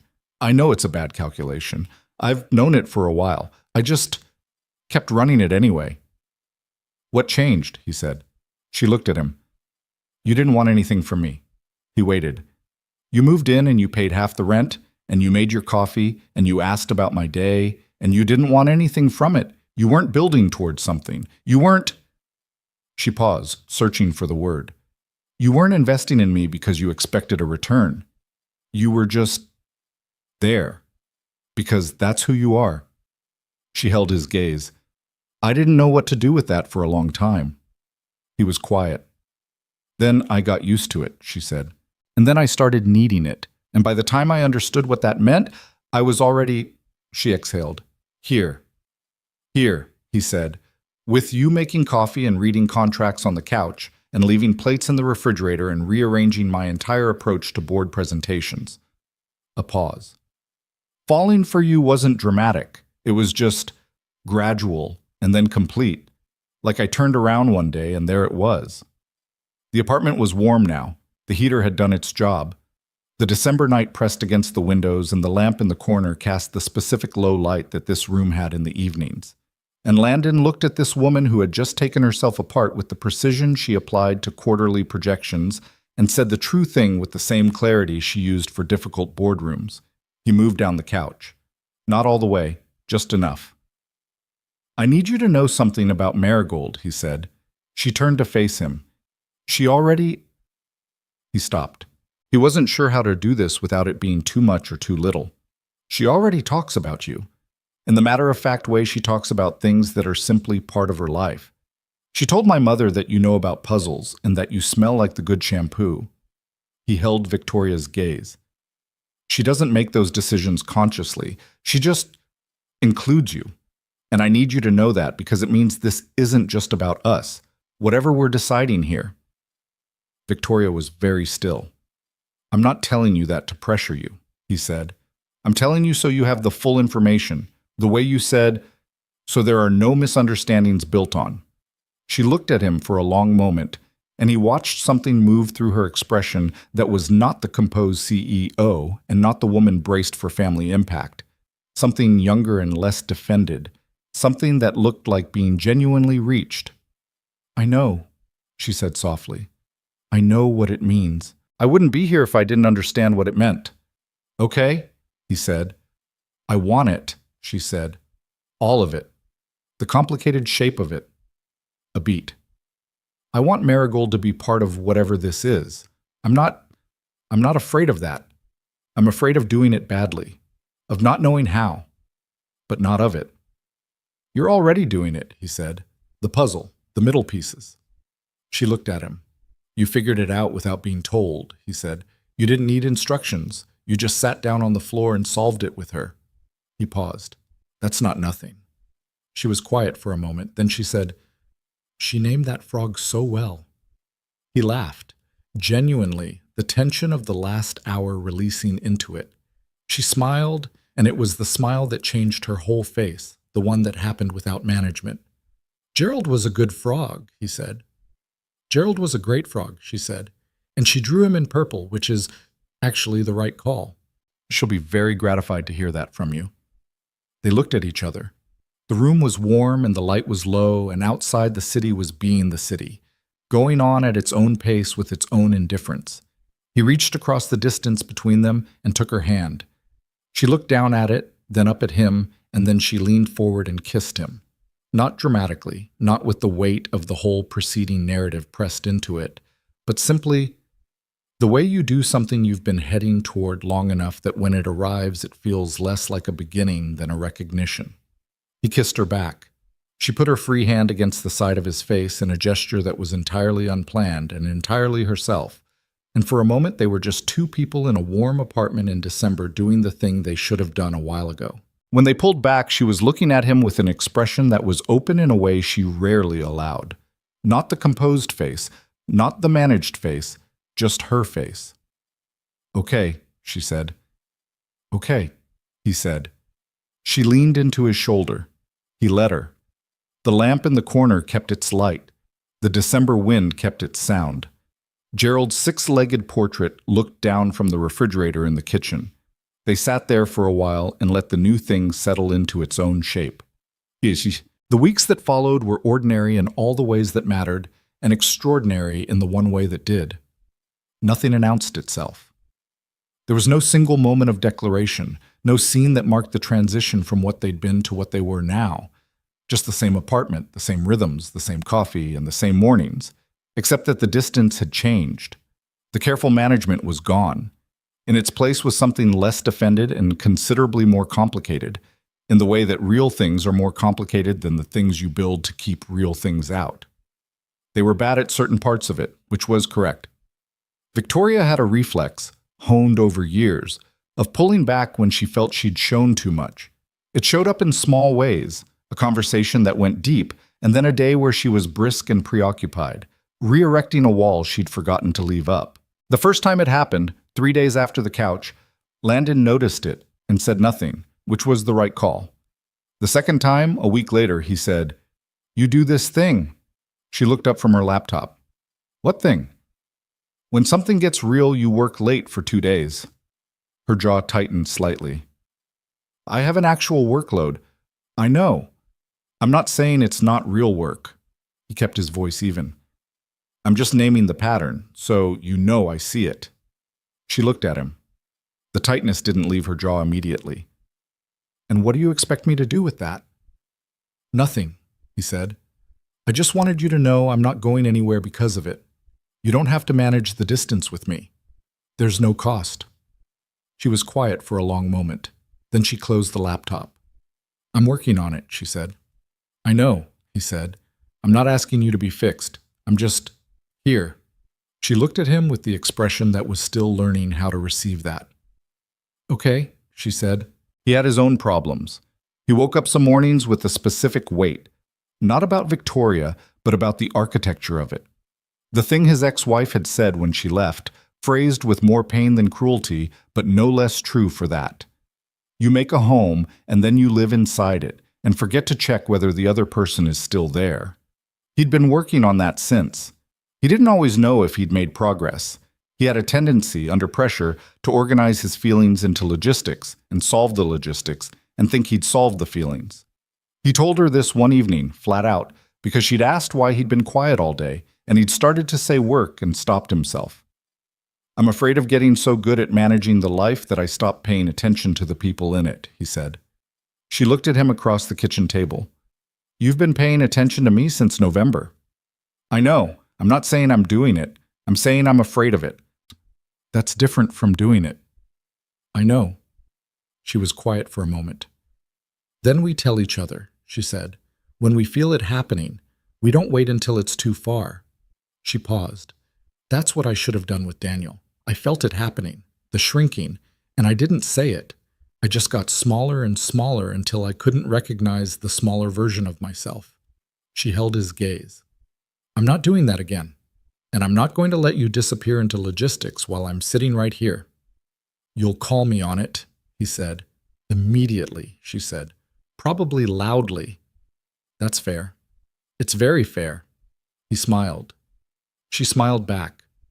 The kitchen table between them had accumulated months of this.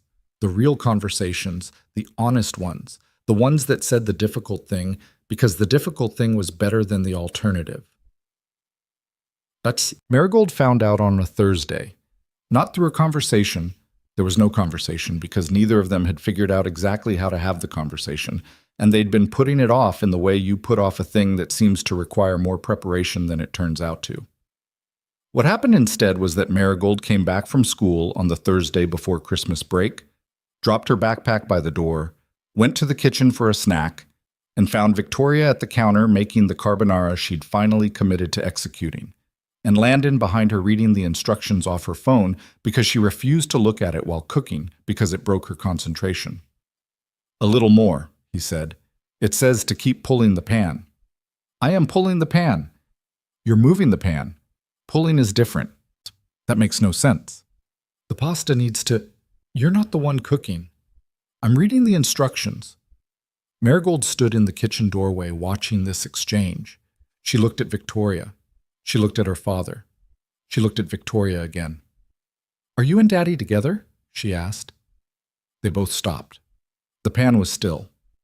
The carbonara simmered with the indifference of food being cooked in the middle of a different kind of scene. Landon looked at his daughter.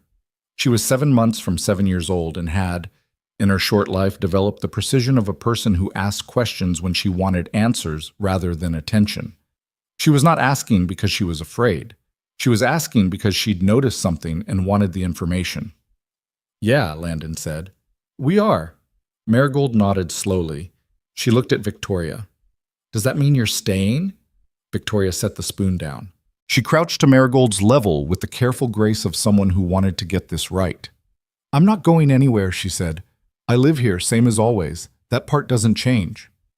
But the other part changed, Marigold said. The other part changed, Victoria confirmed. Marigold appeared to process this for a moment with the specific philosophical patience of a child running an important calculation.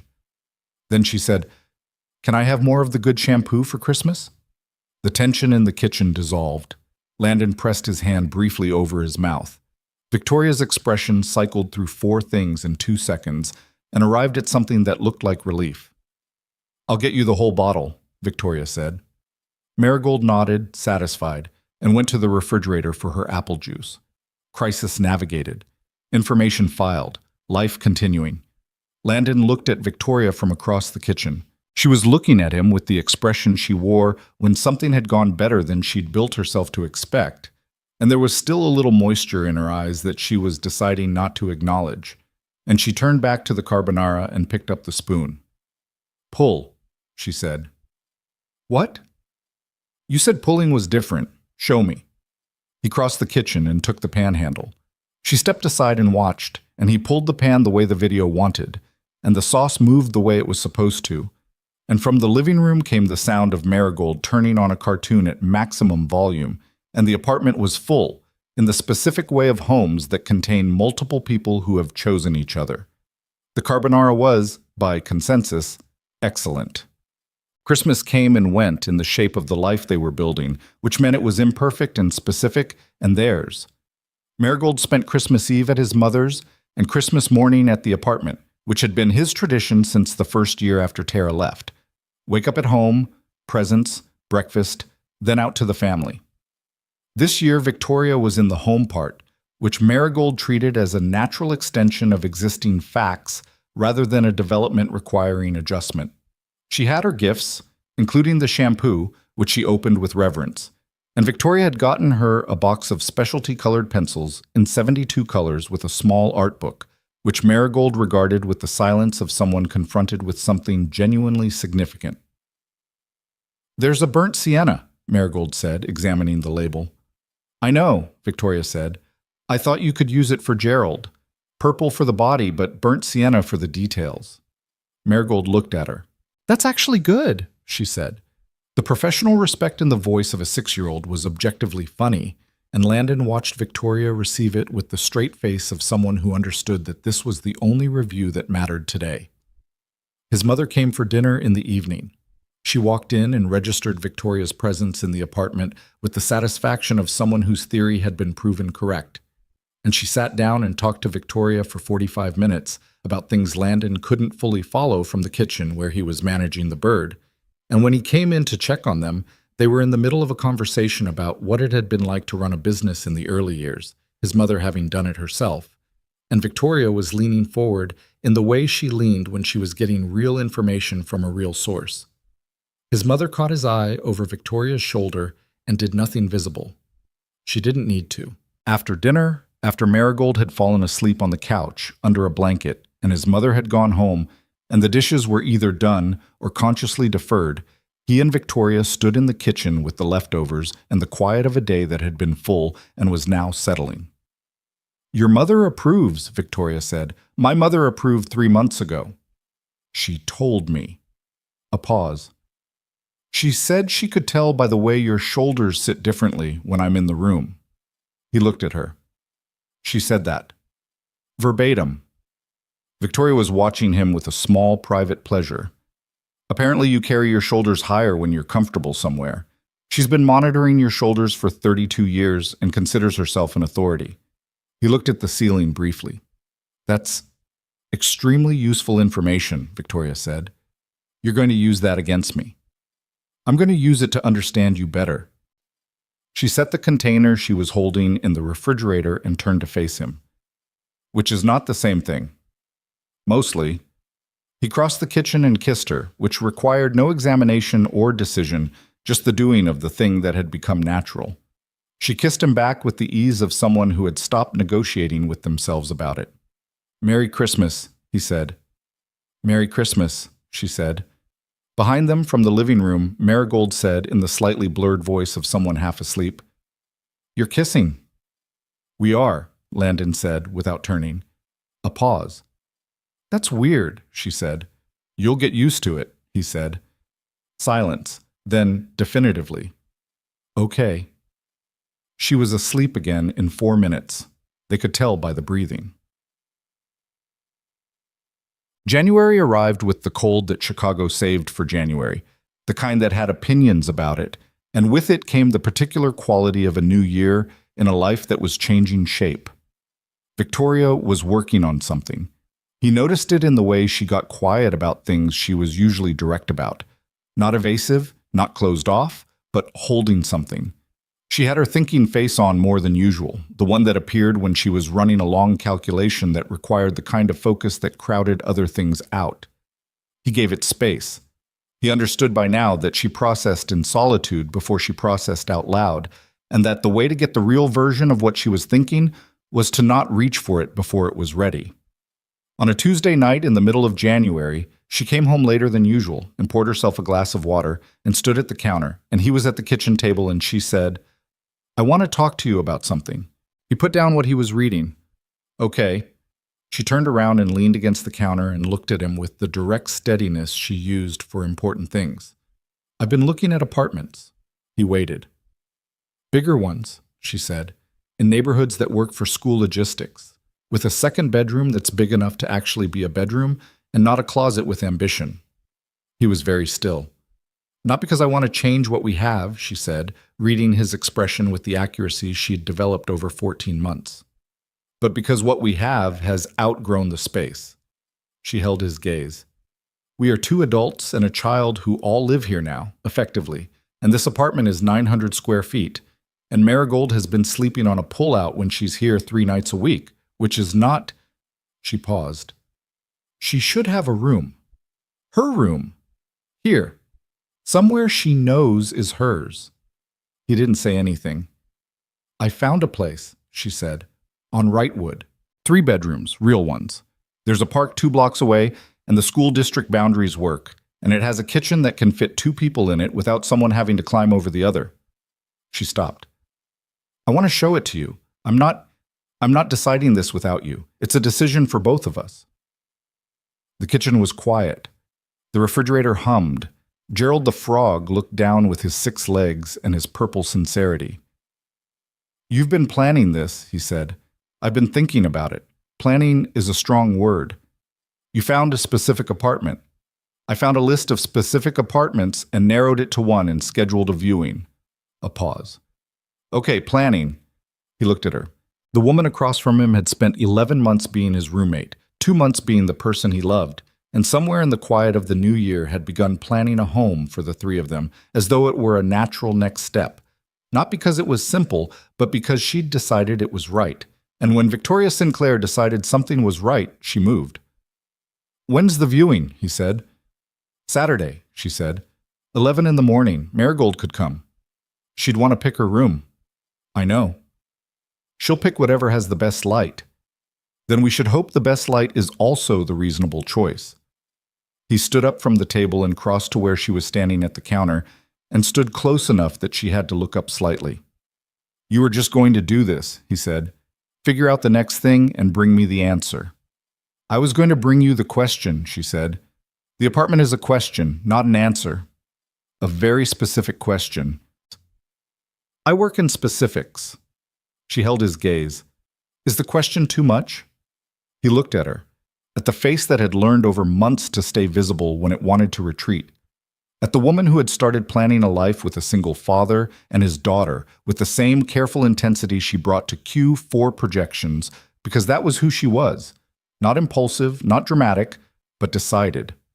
Quietly, completely decided. "No," he said, "it's not too much."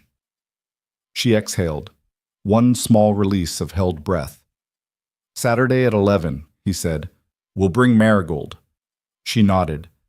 Something in her eyes was bright with the things she didn't entirely permit herself to show, and she looked down briefly and then back up, and she was composed again, or close enough.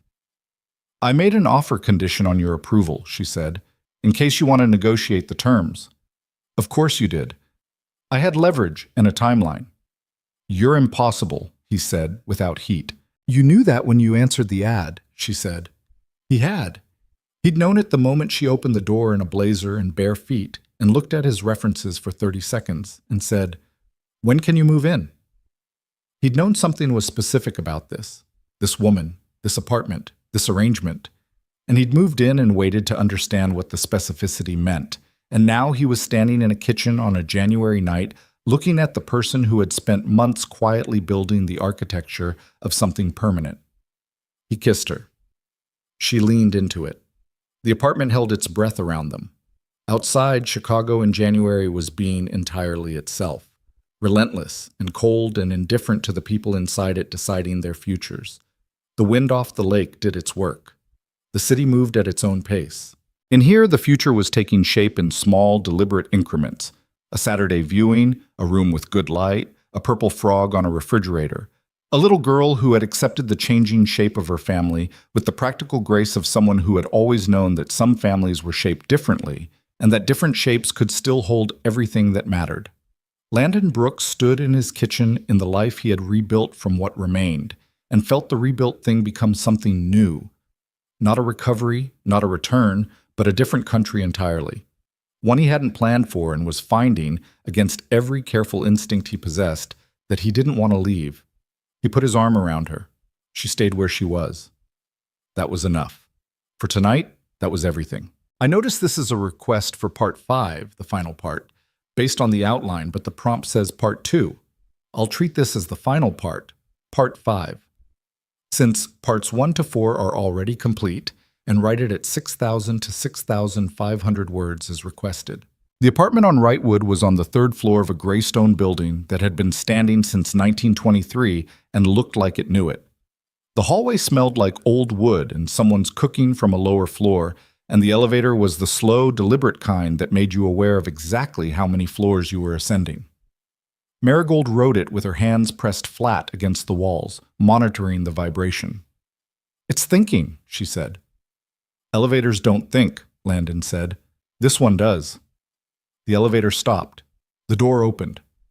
Their real estate agent, a compact woman named Sandra, who had the cheerful efficiency of someone who had shown 300 apartments and still found each one interesting, led them down the hall to Unit 3C and unlocked the door and stepped back. Marigold walked in first. She did this without discussion. Just walked past the adults with the authority of someone whose assessment mattered and began a systematic inspection of the space, moving from the entryway into the living room, pausing at the windows, then disappearing around the corner toward the bedrooms. Landon walked in behind her. Victoria came in last and stood just inside the doorway for a moment, her hands in her coat pockets, looking at the room with the particular stillness she got when something was being evaluated seriously. The apartment was bigger than theirs, substantially. The living room had north and east light, a wood floor with the specific dignity of old buildings, and enough wall space to hold a life's worth of accumulated objects without feeling crowded. The kitchen was separate, a real one, with a window above the sink that looked out onto the street below. There was a dining room that wasn't an afterthought. 2 of the bedrooms were at the back. From the back of the apartment, Marigold called, "This one!" They found her in the smaller of the 2 back bedrooms, standing in the center of the room, looking up at the ceiling. The room had a single window on the south wall that let in the flat January light at an angle that made everything in it look considered. "This one?" Landon said. "The light is good," she said in the tone she'd been using since Victoria told her about burnt sienna and good light. She pointed up. "And the ceiling is high." "You're not tall enough to matter about the ceiling," he said. "I will be eventually." Victoria was standing in the doorway looking at the room. Her expression had the brightness in it again, the kind she was getting better at not immediately concealing. "Good bones," she said quietly to no one in particular. Sandra appeared behind her and said something about square footage that none of them really heard, because Marigold had already moved to the window and was looking down at the street below with the serious focus of someone surveying a territory. "Can I put my drawing table here?" she said. "By the window?" "If that's the room, sure," Landon said. "It's the room," she said. Decided. Filed. He looked at Victoria. Victoria looked at him. Sandra had the good professional instinct to find something to look at on her clipboard. They put in the offer that afternoon. Victoria handled the mechanics of it with her usual organized precision, going through the documents with Sandra at a coffee shop 2 blocks from the building while Marigold ate a chocolate chip cookie with the focus it deserved, and Landon read through the terms at a pace that was slower than Victoria's but not slower than warranted. "Here," Victoria said, pointing to a clause about the inspection contingency. "I see it. The window is 30 days. I want to push to 21. "Why?" Because 30 days is too much time for a competing offer to come in, and the inspection on a building this age will come back with cosmetic items regardless, so the extra 9 days are exposure without return. He looked at her. You've done this before. I bought my company's office space 3 years ago. She circled the number. I know what I'm doing. I'm not questioning whether you know what you're doing. You had your skeptical face on. I have a face I use when I'm paying attention, he said. It might look skeptical. She looked at him for a moment. Then she made the note about the contingency window and moved to the next page. He watched her work and thought about the Saturday morning on the couch a month ago. The conversation that had become the first real one. The one where she'd said gradual and then complete. And thought about how little she resembled the person he'd been afraid she might be, which was the person she showed to rooms full of people who needed to believe she was certain of everything. He was getting to know the other version, the one who burned the first batch of carbonara and ate it anyway and didn't mention it for 4 days. The one who left her half-finished tea on every flat surface in the apartment and then looked mildly surprised when she found them there. The one who cried once at a documentary about a dog and immediately changed the subject to infrastructure policy when she noticed him noticing. The one who, when Marigold had a bad dream on a Wednesday night and wandered into the hallway at 2 a.m, had been the first one to hear her and had gone and sat with her on the pullout until she fell back asleep, not waking Landon because she'd decided he needed the sleep and she was handling it, which he'd found out about the next morning from Marigold, not from Victoria. He was learning the shape of her. It was irregular in all the right ways. Stop looking at me like that, she said without looking up from the document. Like what? Like you're filing something. Maybe I am. She looked up. He held her gaze. She looked back at the document, but the corner of her mouth had moved. The offer went in at 4 o'clock. Sandra said they'd likely hear by Monday. They drove home in the early dark of a January afternoon, Marigold asleep in the back seat before they'd made it 4 blocks, and Victoria rode with her face toward the passenger window, watching the city go past. And Landon drove and didn't need to fill the silence, because silence between them had stopped being empty a long time ago. They heard on Sunday. The offer was accepted. Victoria got the call in the kitchen and said, "Good, thank you. I'll review the next steps," in her professional voice, and hung up and stood there for a moment and then said, to the general apartment, "They accepted." From the living room, Marigold said, "The room with the good light?" "The room with the good light," Victoria confirmed. Marigold went back to whatever she was drawing. Victoria set the phone on the counter and looked at it, and then looked at Landon, who was in the kitchen doorway, and her expression was the full permission one, the one without management. "Okay," she said. "Okay," he said. She pressed her lips together briefly, not suppressing something, just feeling it fully before it passed. He crossed the kitchen and put his arms around her, and she let him, and for a moment they stood in the 900-square-foot apartment that had been the home for everything that had happened between them. And he thought about Craigslist and a blazer and bare feet, and the way a person's whole life can be altered by something as small as answering an ad because the rent was too high somewhere else. "We have to tell my mother," she said, into his shoulder. "I know. She's going to have opinions about the neighborhood. She has opinions about everything. She's going to ask about the school.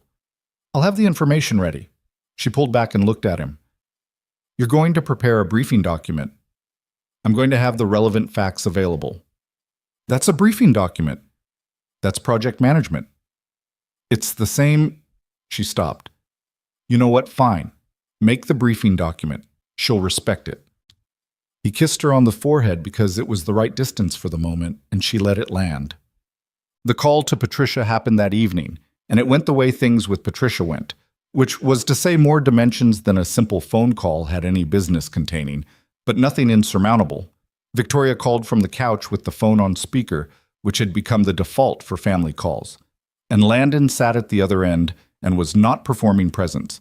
He was simply present, which was a distinction that had taken him a while to understand, but that he understood now completely. Patricia picked up on the second ring. "Victoria." "Hi, Mom." "You sound different." "A beat." "Something happened." "Something happened. We're moving." Silence. Not the hostile kind. the processing kind. Together, Patricia said. Together. You and Landon. And Marigold, Victoria said. 3 bedrooms, Wrightwood, near the park. Another pause. Is this certain? This isn't... It's certain, Mom. The offer was accepted today. Landon watched Victoria's face during the silence that followed.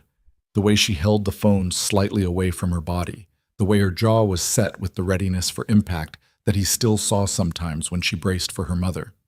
He reached over and put his hand on her knee, not saying anything. She looked at it. Then she looked at him. That's a serious step, Patricia said finally.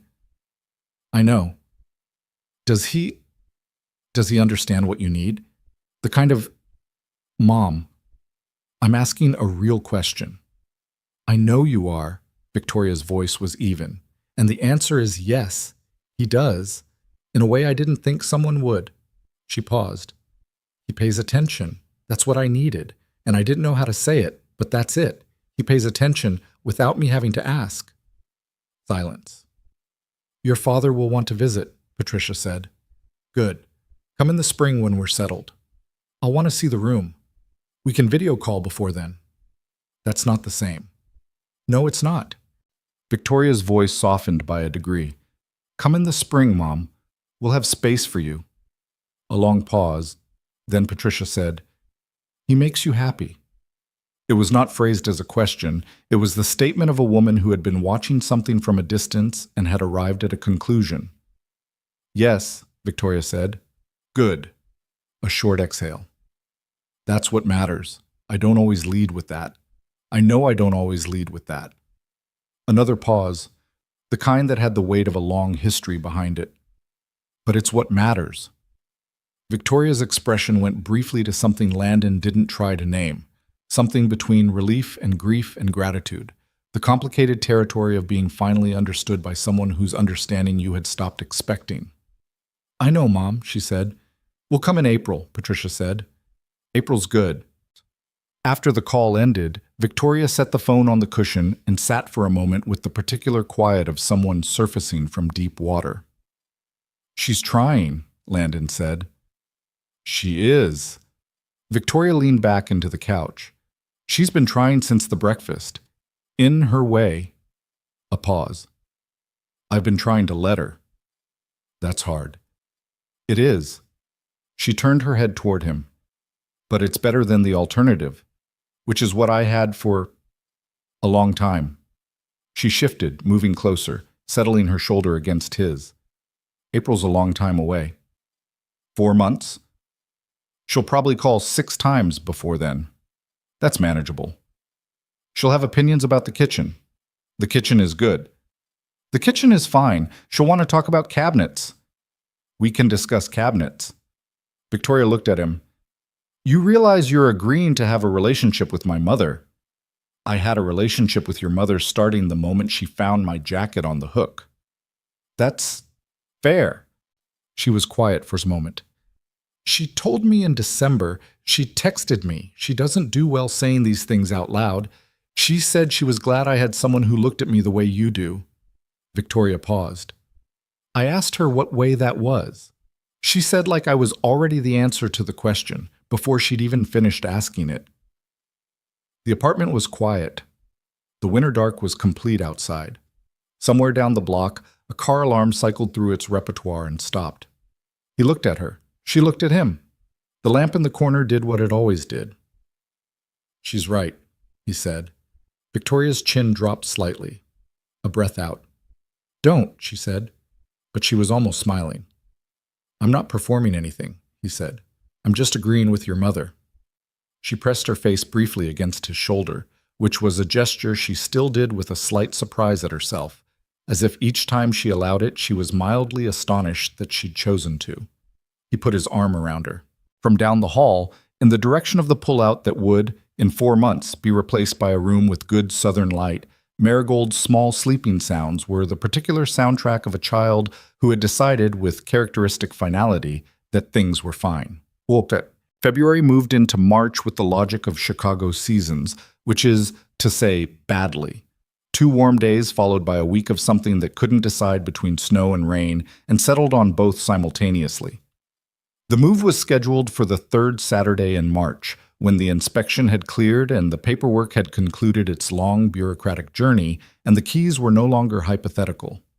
In the weeks before, the apartment on Logan Square took on the particular atmosphere of a place being gently dismantled, boxes appearing in corners, the walls beginning to show the shadows of things that had been on them for over a year. It should have felt like loss. It mostly felt like progress, which was something Landon thought about more than once while taping boxes at 11 o'clock on a weeknight.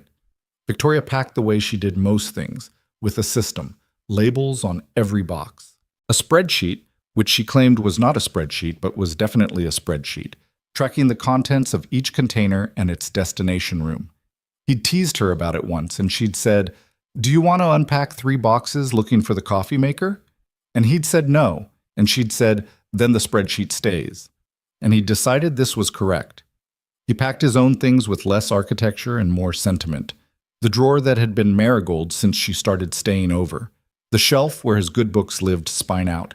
The hook by the door where his jacket had been hanging when Patricia walked in and changed everything.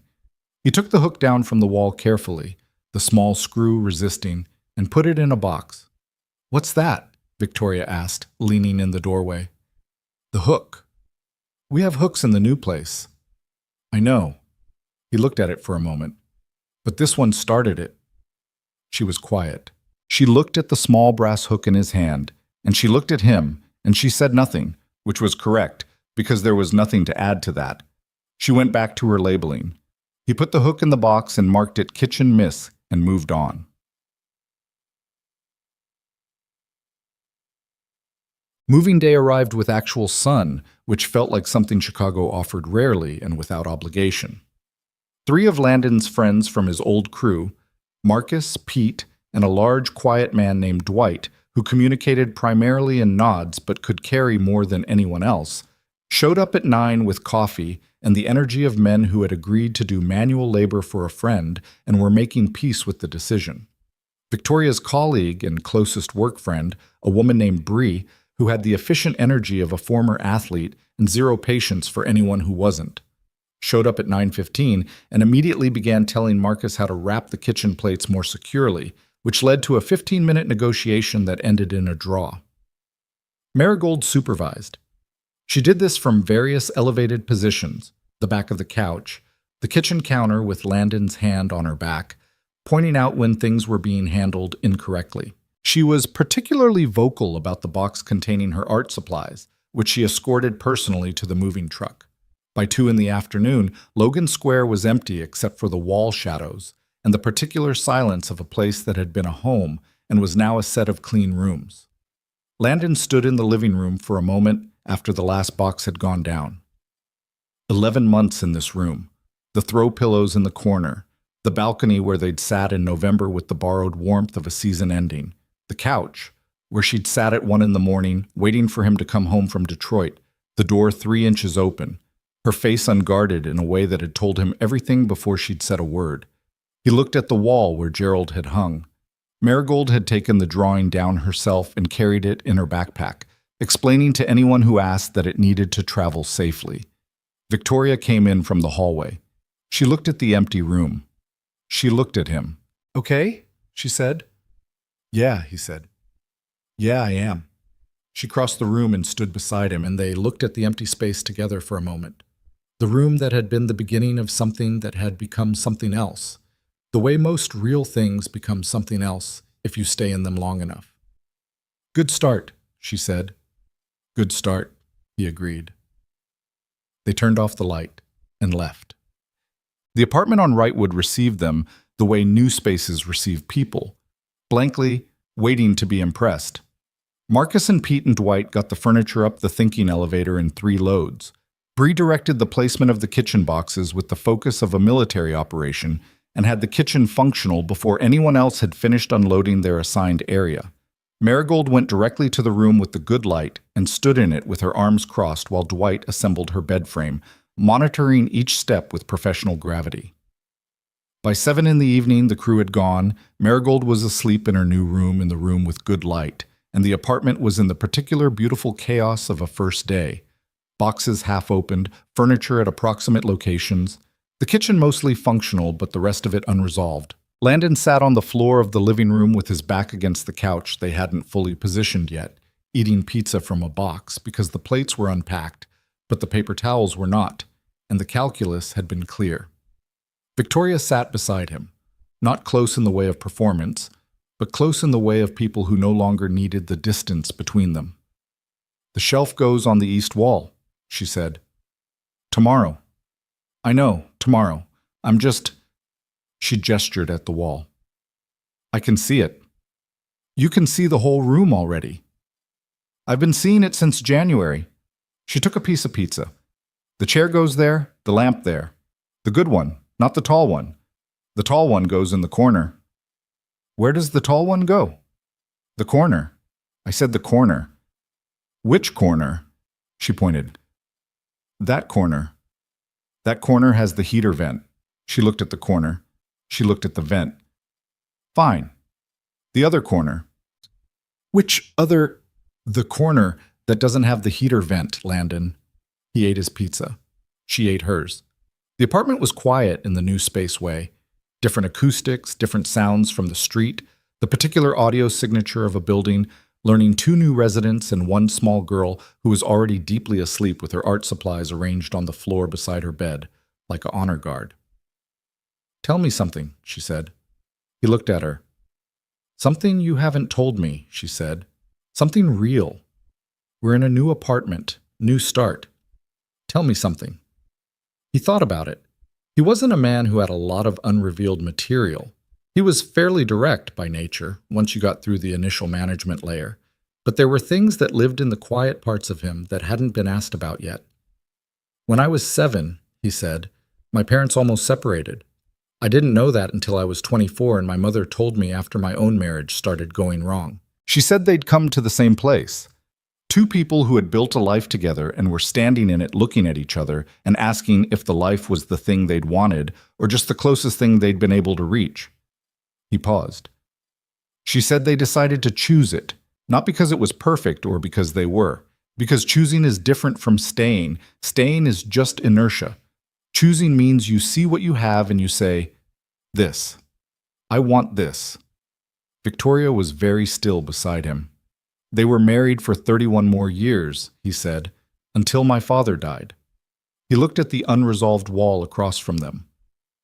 "I thought about that a lot after Tara left, about the difference between choosing and staying, about whether I'd been choosing or just staying, and whether she had been too." He paused. "I think we were both staying. I think we never made it to choosing." "What does choosing feel like?" she said. He looked at her. "Like this," he said. She held his gaze for a moment, that full direct look of hers, the no-management version. "Tell me something," he said. She looked at the unresolved room. "I thought I was going to spend my life alone," she said. "Not as a tragedy. I want to be clear about that. Not with violins, not as a sad story. I looked at my life and I thought, this is efficient. I'm good at it.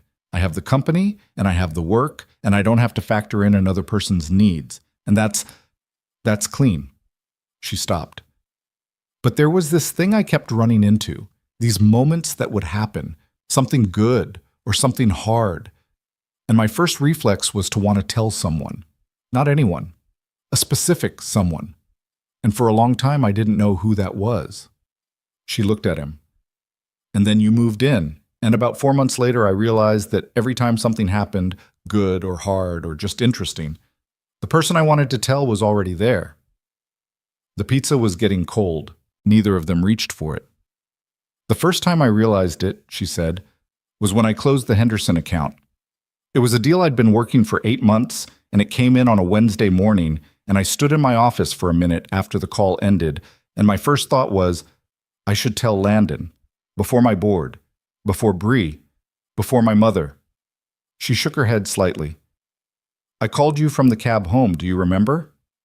"I remember," he said. "You were on the bridge." "I was on the bridge and it was cold, and I called you just to say it happened. You said that's the one you've been working since July. And I said yes, and you said good. You deserve that one. And that was it. That was the whole call. She paused. And I felt better after it than I felt after anyone's congratulations. He put his arm around her. She leaned into it without the small surprise at herself she used to have. She'd been doing this for 2 months now, and the muscle memory was forming, the specific posture of a person who has stopped negotiating with themselves about belonging somewhere. We're going to be okay, she said. I don't say that as it's not a promise I can actually make because I don't know what's coming. I feel it. I feel it too, he said. We're going to fight about the furniture placement. Already started. And the coffee maker situation. What's wrong with my coffee maker? It's enormous. It takes up 1/3 of the counter. It makes excellent coffee. It makes more coffee than 2 people can drink. Marigold will start drinking coffee. She's 6. She's going to be 7 in April. I think we should start preparing. Victoria turned and looked at him with the expression she used when she was deciding whether to be exasperated or amused, and the outcome was genuinely unclear. You're not going to give our 6-year-old coffee. Almost 7. Landon. I'm joking. He paused. Mostly. She pressed her face against the side of his head briefly in a gesture that was somewhere between affection and resignation, which was a fair description of what it was like to be in love with a man who held the coffee maker question this sincerely. The apartment settled around them. The heat came on with the sound of the old building adjusting to the cold outside. Down the hall, Marigold slept with the complete abandon of a child who had accepted her circumstances and found them satisfactory. Gerald's drawing was somewhere in a box. They'd find it tomorrow, and he'd go up on the wall of the room with the good light, and he'd watch over the colored pencils with his 6 legs and his purple sincerity. Outside, on Wrightwood, the March night was doing what March nights in Chicago do. Neither winter nor spring, but something honest in between, the season making no promises, just continuing. The city had no opinion about what was happening on the 3rd floor of the old Greystone. It had its own business, as always. But in here, in the warm and unresolved rooms of a new beginning, 2 people were sitting on the floor eating cold pizza and telling each other true things. It was not a grand scene. It was not the version of love that announces itself. It was the quieter kind, the kind that builds itself from small decisions and repeated choices and the accumulation of mornings, the kind that is less about what you feel in the heights and more about who you are in the ordinary hours. Landon Brooks, at 32, had been a husband and a father and a man rebuilding. He had been careful for long enough that careful had become a posture, a default, a way of holding himself that had started to calcify. And then a door had been 3 inches open on a November night, and a woman had been sitting on a couch she'd rearranged, and everything had moved. Not dramatically, not all at once, but in the way of real things, slowly and then completely. Victoria Sinclair, at 30, had been a CEO and a daughter and a woman who had learned to be alone so well she'd nearly convinced herself she preferred it. She had built a company from a rented office and 3 employees in the sheer force of what she knew and what she was willing to do. And she was good at it, and it had almost been enough. And then a man had answered an ad because his rent was too high somewhere else, and he had been in the vicinity of her life for long enough that eventually the vicinity had become the center. Their story did not have a clean origin. It had a jacket on a hook and throw pillows rearranged, and a breakfast that got real before anyone was ready, and a phone call on a couch, and a puzzle solved from the middle out, and a 6-legged purple frog who had become, against all reasonable expectation, a household emblem. It had bad days and the things you say when you're tired, and the particular patience required to let another person be imperfect in the specific ways they are imperfect. It had a little girl who had accepted the changing shape of her family with the practical grace of someone who understood, at some level below language, that love is not diminished by being rearranged. Nobody gets to the good things without the cost of the things before them. You pay for what you understand. Landon understood, in his bones, the difference between staying and choosing, and he was choosing. Victoria understood, finally, that love did not have to come with a receipt, that there was a version of it that gave without calculation and asked only that you be the person you actually were. They were both going to be bad at parts of this. They both knew it. The conversation about the coffee maker was probably going to happen 11 more times over the next year. He was going to disappear into logistics on the wrong days and need to be called back. She was going to work late when something felt too real and need to be waited for. Marigold was going to have bad dreams and complicated questions and eventually harder ones. Patricia was going to have opinions about the kitchen cabinets. Robert was going to find his moments. None of that was the obstacle. All of that was the territory. He reached out and took her hand from the pizza box. She laced her fingers through his without looking, the way you do something that has become as natural as breathing. "We should probably sleep," she said. "Probably." Neither of them moved. The lamp they'd found and turned on was the tall one, the one that didn't have a corner yet, standing temporarily in the middle of the room, throwing light in every direction with the undiscriminating generosity of a thing that didn't know it was displaced. It lit the boxes and the half-assembled furniture, and the two people on the floor and the hallway where Marigold slept, and the kitchen where the spreadsheet had organized everything, and the walls that were waiting for the life that was going to fill them. Tomorrow, they would find where the coffee maker fit. They would put Gerald on the wall. They would argue about the tall lamp's corner and probably not resolve it until next week. They would make breakfast in a new kitchen and figure out its specific rhythms, and Marigold would find the colored pencils and test the burnt sienna against the window light and declare a verdict. They would build it, the ordinary way, day by day, with all the difficulty that came with it and all the specific, irreplaceable good. For now, they sat on the floor of the room that was becoming home and held the silence of two people who had found each other through a small door left open on a November night and had chosen, over and over again, in 100 small and deliberate ways, not to let it close. That was enough. That was, in fact, everything.